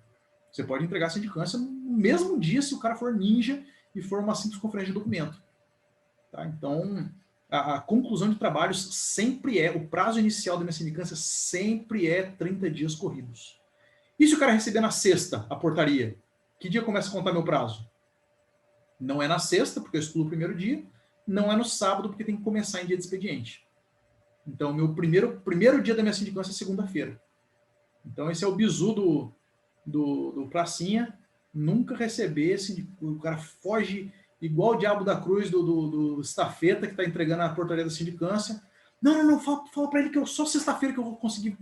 E o cara vai fugindo, sexta-feira ele recebe. Aí já ganha mais 3 dias, que é a própria sexta-feira, o sábado e domingo. Pronto, começou na segunda. Feriadão, beleza, começa lá na quarta, emendou o feriado. Entendeu? Então, a contagem de dias sempre são 30 dias corridos, começa no próximo dia útil a contar o meu prazo.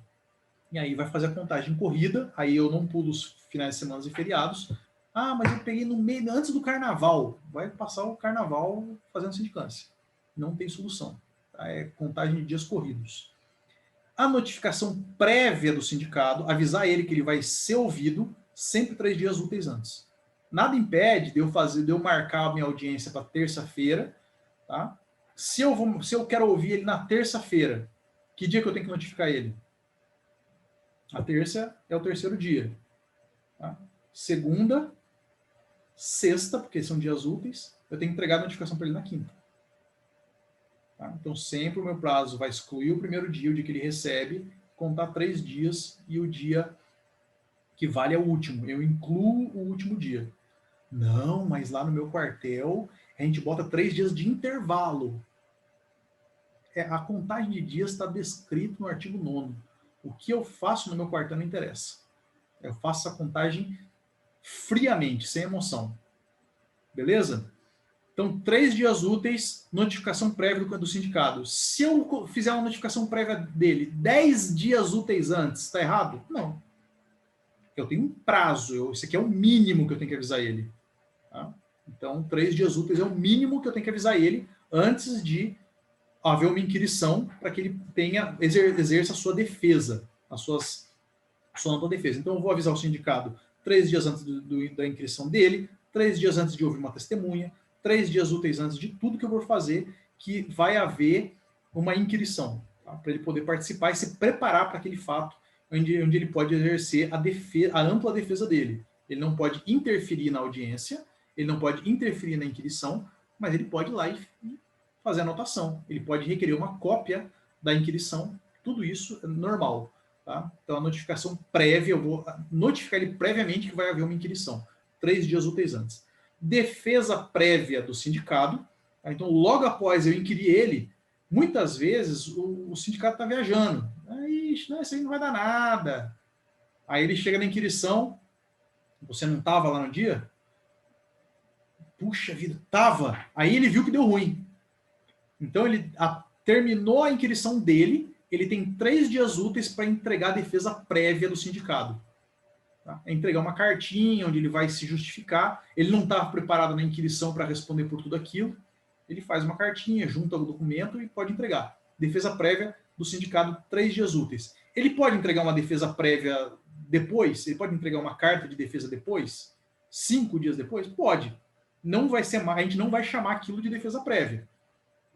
Mas ele pode, a qualquer momento do processo, durante a fase de instrução, acrescentar qualquer coisa que ele julgue para a defesa dele. Isso é ampla defesa, é participar de maneira irrestrita de todo o processo. Tá? Então, ele entregou no 5º dia uma carta, ele entregou a defesa prévia dele? Não. Eu aceito a carta? Aceito. Faço juntada e levo em consideração do mesmo jeito. Não, você perdeu o prazo, essa sua alegação nem vou fingir que existe. Não, não é assim que funciona. Eu estou cerceando a defesa dele, vai anular todo o meu processo. Tá?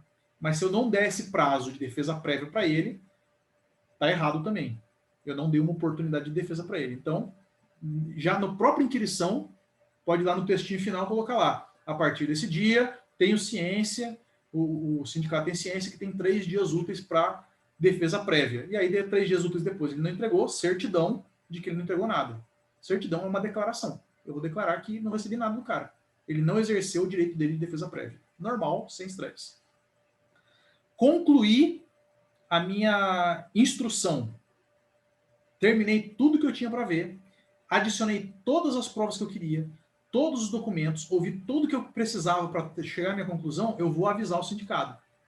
Sindicato, a partir de agora, eu não vou adicionar mais nada no processo. Só tem um relatório depois. Mas eu não vou adicionar prova, eu não vou adicionar inquirição, eu não vou ouvir uma testemunha na surdina. Nada mais vai ser feito para inclusão de documento em auto. Portanto, eu estou encerrando a minha fase de instrução. Eu faço meu termo de encerramento de instrução e notifico o meu sindicato para que em 5 dias corridos ele apresente a defesa dele. A defesa final. Então ele vai fazer as últimas alegações dele. Ele tem direito de ver todo o auto, folhear coisa por coisa que o meu sindicante fez. Ele vai olhar, puxa, isso daqui eu não estava prestando atenção, isso aqui vai me complicar. Ele vai lá nas alegações finais dele e contradiz aquilo que ele viu, o documento que ele não estava preparado. Ele pode... Não estou nem aí para o processo inteiro, não apresentei defesa prévia, não fui nas inquirições da minha testemunha, não fiz nada. Vou deixar tudo para alegações finais. Sem problema. Eu tenho que levar em consideração as alegações finais? Tenho. Tá? Para a vida agora, não está escrito aí no manual, mas quando eu estou fazendo a minha conclusão da sindicância, eu tenho que, se, por exemplo, eu vou agir em prejuízo do réu, do sindicado, né, se eu vou tomar uma decisão que vai prejudicá-lo, eu tenho que atacar, na minha conclusão, todas as alegações dele. Ele não pode dizer, por exemplo, não, tem um documento que ninguém adicionou aqui, que ninguém viu, e eu ignoro isso e vou lá e concluo minha sindicância. Está errado. Concluí erradamente.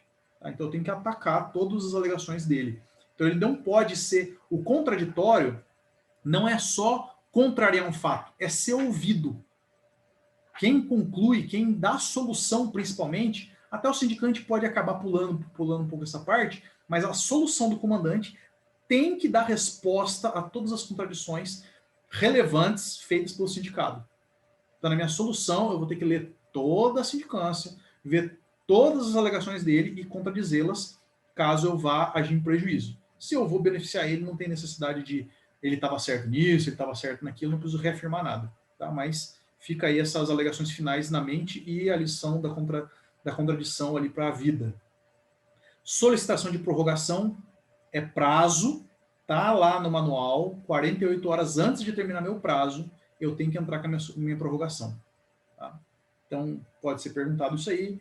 O sindicante entrou 12 horas antes, 24 horas antes de terminar o prazo.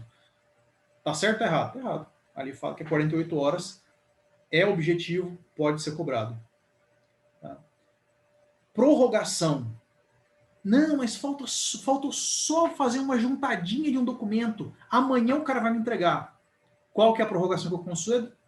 20 dias corridos. Sempre. Não existe prorrogação de 10 dias, 5 dias, 4 dias. Prorrogação são 20 dias corridos. E eu posso renovando de 20 em 20. Lembrando que não tem prejuízo isso para mim. Porque eu posso prorrogar 20 dias e ele me entregar depois de amanhã. Ele não precisa esperar os 20 dias para entregar. Nossa, mas eu vou ficar com tanto tempo com a sindicância? Pois é, corresse e entregasse no prazo de 30 dias, ou até antes. Mas todas as prorrogações são de 20 dias corridos. Tá? E elas têm que ser fundamentadas. Ele tem que explicar uma boa razão pela qual ele está pedindo prorrogação. Isso para acelerar a sindicância, a gente não ter sindicâncias que dura 8 meses a mesma sindicância. Acontece? Acontece. Principalmente naquelas sindicâncias que tem carta precatória, que você manda requisição para outro do quartel, aí o outro quartel não escala o sindicante, aí escala, o cara sai de férias, e aí a testemunha não é ouvida. Às vezes demora. Né? Ah, eu preciso de um laudo pericial técnico da viatura que bateu. Ah, mas o órgão que vai me fornecer esse laudo está enrolando. Justificado. O que não justifica, por exemplo, é o camarada estar fazendo uma sindicância de apuração de transgressão disciplinar simples, que é só ouvir testemunha e pedir prorrogação. Todos os envolvidos apresentados. Por que prorrogação? Não, porque eu estava cheio de serviço na sessão. Não existe isso. Tá? Então a prorrogação tem que ser bem fundamentada para que o comandante conceda essa prorrogação. Senão, eu tenho uma postergação de solução muito grande. Tá? E na prática não dá muito problema. Mas isso aí pode ser questionado processualmente e o juiz pode acabar anulando aquela sindicância e mandando abrir de novo. Um retrabalho chato, né, que pode acabar ocorrendo para o OM. O comandante, ou a autoridade nomeante, né, eu estou falando comandante aqui porque é naturalmente comandante, mas a autoridade que nomeou a sindicância, ela tem 10 dias úteis a partir da entrega do relatório para apresentar a solução. Ele vai ter 10 dias úteis, do mesmo jeito do prazo do artigo 9º, exclui o primeiro dia que ele recebeu a sindicância e inclui o último. Ele tem 10 dias úteis para dar a solução. Tá? E se por acaso ele pegou a solução e falou, não, isso aqui tá faltando coisa. Ele tinha que ter adicionado aqui uma diligência pessoal lá no lugar. Ele manda diligências complementares, que são até 20 dias corridos sem prorrogação. Tá? Então esses são os prazos normais da sindicância. Dá uma olhadinha aqui com calma, isso aqui é chato. Tá? A contagem de prazos é cheio de pegadinha e é o lugar onde a gente mais perde gaivota é na contagem de prazo. Tranquilo? Então vamos passar agora para uns exemplozinhos rápidos. Tá? Não sei se está dando para enxergar bem aí o calendário, tá? Mas vamos tentar fazer aqui um nível de pegadinha aqui que pode acontecer. Tá? Então vamos supor aqui, esse meu calendário tem 31 dias, vamos supor então que a sindicância, ele recebeu a portaria, tá? Ele recebeu a minha portaria no dia 30 de novembro. Perfeito? Recebeu a portaria de sindicância. Que dia começa os 30 dias a correr? Começa na minha terça-feira. Aqui vai ser meu primeiro dia. A correr o prazo da minha sindicância, 30 dias. Essa questão fácil, não é essa que vai cair na prova, tá? Infelizmente. Aí começa 1, 2, 3, 4, 5, 6, 7, 8, 9... Qual que é o meu último dia para entregar o prazo da sindicância? Né? Convenientemente, está seguindo aqui, né, os dias aqui, o meu 30º dia vai ser na quarta-feira. Tranquilo? Comecei aqui, no meu primeiro dia, foi o dia 1, 2, 3, 4, 5 e assim por diante. Meu último dia de prazo é o dia 30. No dia 30 ele pode entregar a sindicância? Pode, é o último dia da sindicância dele. Dia 31 ele pode? Não, venceu o prazo. Tá? Na prova é preto no branco. Na vida real a gente consegue fazer uns encaixes aí. Tá? Então, aqui é o meu primeiro dia, vai até o último dia. Tá? Lembrando ali da nossa primeira suposição, tá? Vamos supor que, por acaso, ele recebeu a portaria na sexta-feira. Tá? Recebeu a portaria na sexta-feira. Que dia começa a contar o prazo da minha sindicância? Tá? Meu prazo vai começar a contar no dia 8. Aqui vai ser o meu dia 1. Porque ele recebeu na sexta, sábado não tem expediente. Opa, eu botei na terça, né? Esse calendário aqui tá com o primeiro dia da semana aqui na primeira quadrinha. A gente está acostumado a botar o domingo aqui, né?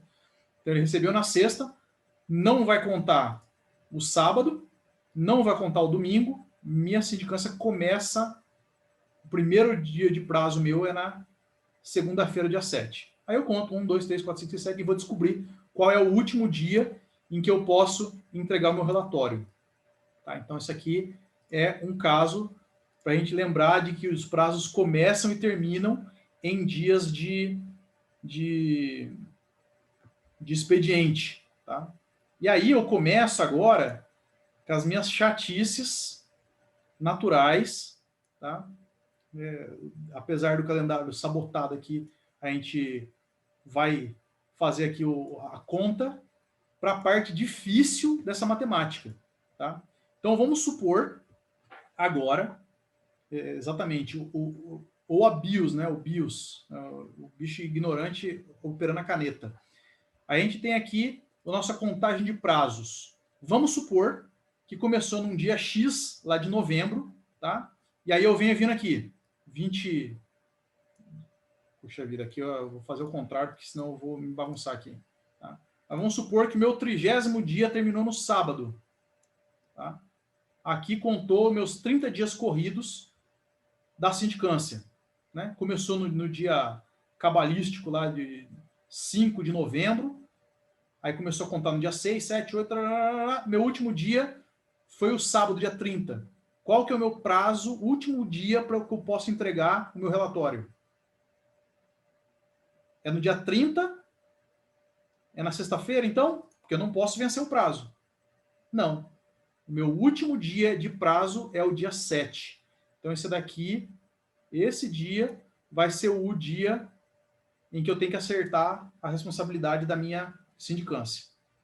Então, se o meu prazo terminou em dia de final de semana, eu posso entregar o relatório na segunda-feira, que é o último dia. Os prazos começam e terminam em dias de expediente. Tá? Então, se por acaso a sua contagem de dias no calendário terminar num sábado ou num domingo, o último dia não é o sábado ou domingo.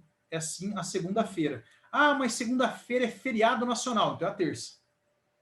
Ah, mas a terça-feira é feriado nacional e a segunda-feira emendou no expediente administrativo. Qual que é o meu prazo final? É a segunda-feira. Expediente administrativo é expediente. Tá? Aí começa a discussão, provavelmente essa questão não vai cair na prova, porque dá margem para questionamento, tá? Mas só lembrar desses prazos aqui. Minhas alegações finais. Tá? Eu peguei e entreguei as minhas alegações finais para o meu sindicato, encerrei o termo de encerramento de instrução e entreguei e notifiquei ele aqui. Tá? Notifiquei ele na segunda-feira. Ó, você, a partir de agora, tem 5 dias corridos para a apresentação das suas alegações finais. Qual que é o primeiro dia de alegações finais dele? Dia 8. Aqui começa o prazo do meu sindicado apresentar as alegações finais. Então, ele tem 1 dia, 2 dias, 3 dias, 4 dias, 5º dia. Esse aqui é o último dia em que ele pode apresentar as alegações finais, certo? Ele vai ter que pegar o número de telefone do sindicante, ir lá na casa dele, né, lá no clube, final de semana, sargento, pelo amor de Deus, recebe aqui minhas alegações finais. É assim? Não. O último dia dele para apresentar as alegações finais, então, não vai se encerrar no sábado, mas vai se encerrar na próxima segunda. Tá? Esse aqui é quando o sindicado é peixe do sindicante, aí ele dá as alegações finais na segunda-feira para o cara ter mais 3 dias ali para se preparar. Tá? Então, só lembre desse detalhezinho de prazo, beleza? Esses prazozinhos que começam e terminam em dias de expediente, isso aqui é pegadinha. Pode dar e tenha certeza absoluta, um dos prazos vai terminar em final de semana. É certeza. Vai ter uma questão de prazo e um dos prazos das questões de prazo vai terminar dias corridos no final de semana e aí a gente vai se enrolar. Tranquilo? Deu para safar isso daqui? Próximo questionamento. Vamos lá. Último requinte de crueldade aqui. Beleza? Então, vamos lá.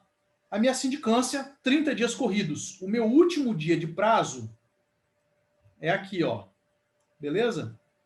Comecei minha sindicância lá em 5 de novembro, sei lá, fazendo a conta lá. Meu último dia de prazo para entregar minha sindicância caiu no meu sábado. Tranquilo? Então aqui é o último dia que eu posso entregar. Qual que é o prazo real da sindicância? O último dia? É a segunda-feira, dia 7. Perfeito? Aqui, eu tenho até aqui para entregar o meu relatório. Os dias terminam em dias, os prazos terminam em dias com expediente. Então ele pode entregar o relatório no dia 7 sem prejuízo da contagem do prazo. Isso a gente já viu. Pô, Caleb, mas isso aí você já falou, tranquilo. Tá. Mas esse, ele pede uma prorrogação de sindicância. Agora eu pedi uma prorrogação de prazo de sindicância. Qual que é o meu primeiro dos 20 dias? Os prazos começam e terminam em dias de expediente, certo? Não é verdade? Então, o meu primeiro dia de prorrogação, que eu vou contar os 20 dias, vai ser aqui, certo?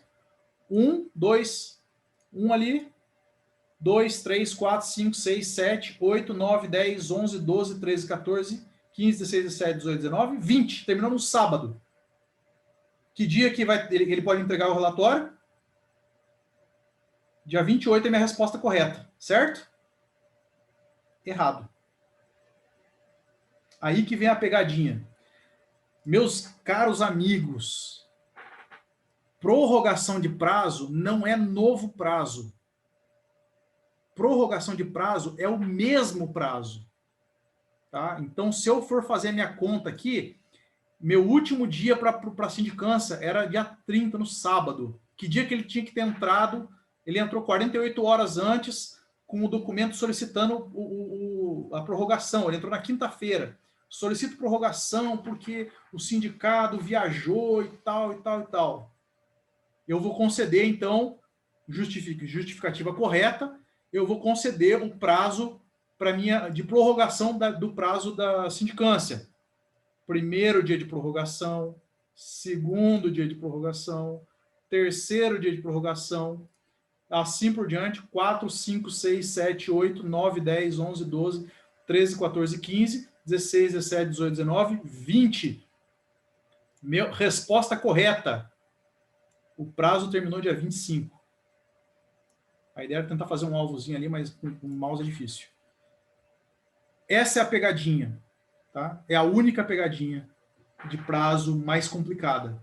Tá? Tirando essas de começar e terminar em dia de expediente, eu tenho que lembrar que prorrogação não é início de um novo prazo. É o mesmo prazo que eu recebi para concluir os trabalhos que está sendo prorrogado, ele não está sendo recomeçado, ele está sendo prorrogado. Então eu somo independente se é dia com expediente ou sem expediente, porque a contagem de dias é corrida. Tranquilo? Não, mas é isso daí. Beleza? Então só lembrar desse detalhe da prorrogação e fazer exercício até cansar. Abre o calendário aí do Windows que vai simulando a vontade mor da maldade para conseguir exercitar esses prazos. Tá? Então, tirando essa pegadinha aí, tá, que muitas vezes o pessoal faz errado, é contagem de prazo normal. Começa e termina em dia útil. Tá? Tem que lembrar das alegações finais, dias corridos. Se as alegações terminarem em final de semana, feriado, também prorroga até o próximo dia útil e assim por diante. Só prorrogação de prazo de sindicância que eu não vou começar num dia útil. Eu começo no dia seguinte ao último dia. Tá? E se o comandante mandar diligências complementares, que o camarada tem que ir lá e terminar de fazer alguma coisa que ele não fez ao longo do processo e tal, aí sim é um novo prazo, começa em dia útil. Tá? Mas prorrogação, eu não começo em dia útil, eu começo no dia seguinte do término. Tá? Essas eram as principais pegadinhas, ultrapassamos o horário, tá? Mas fica aí a nossa instrução de sindicância e direito militar, aqui para que a gente possa estudar e resolver as questões na prova. Beleza?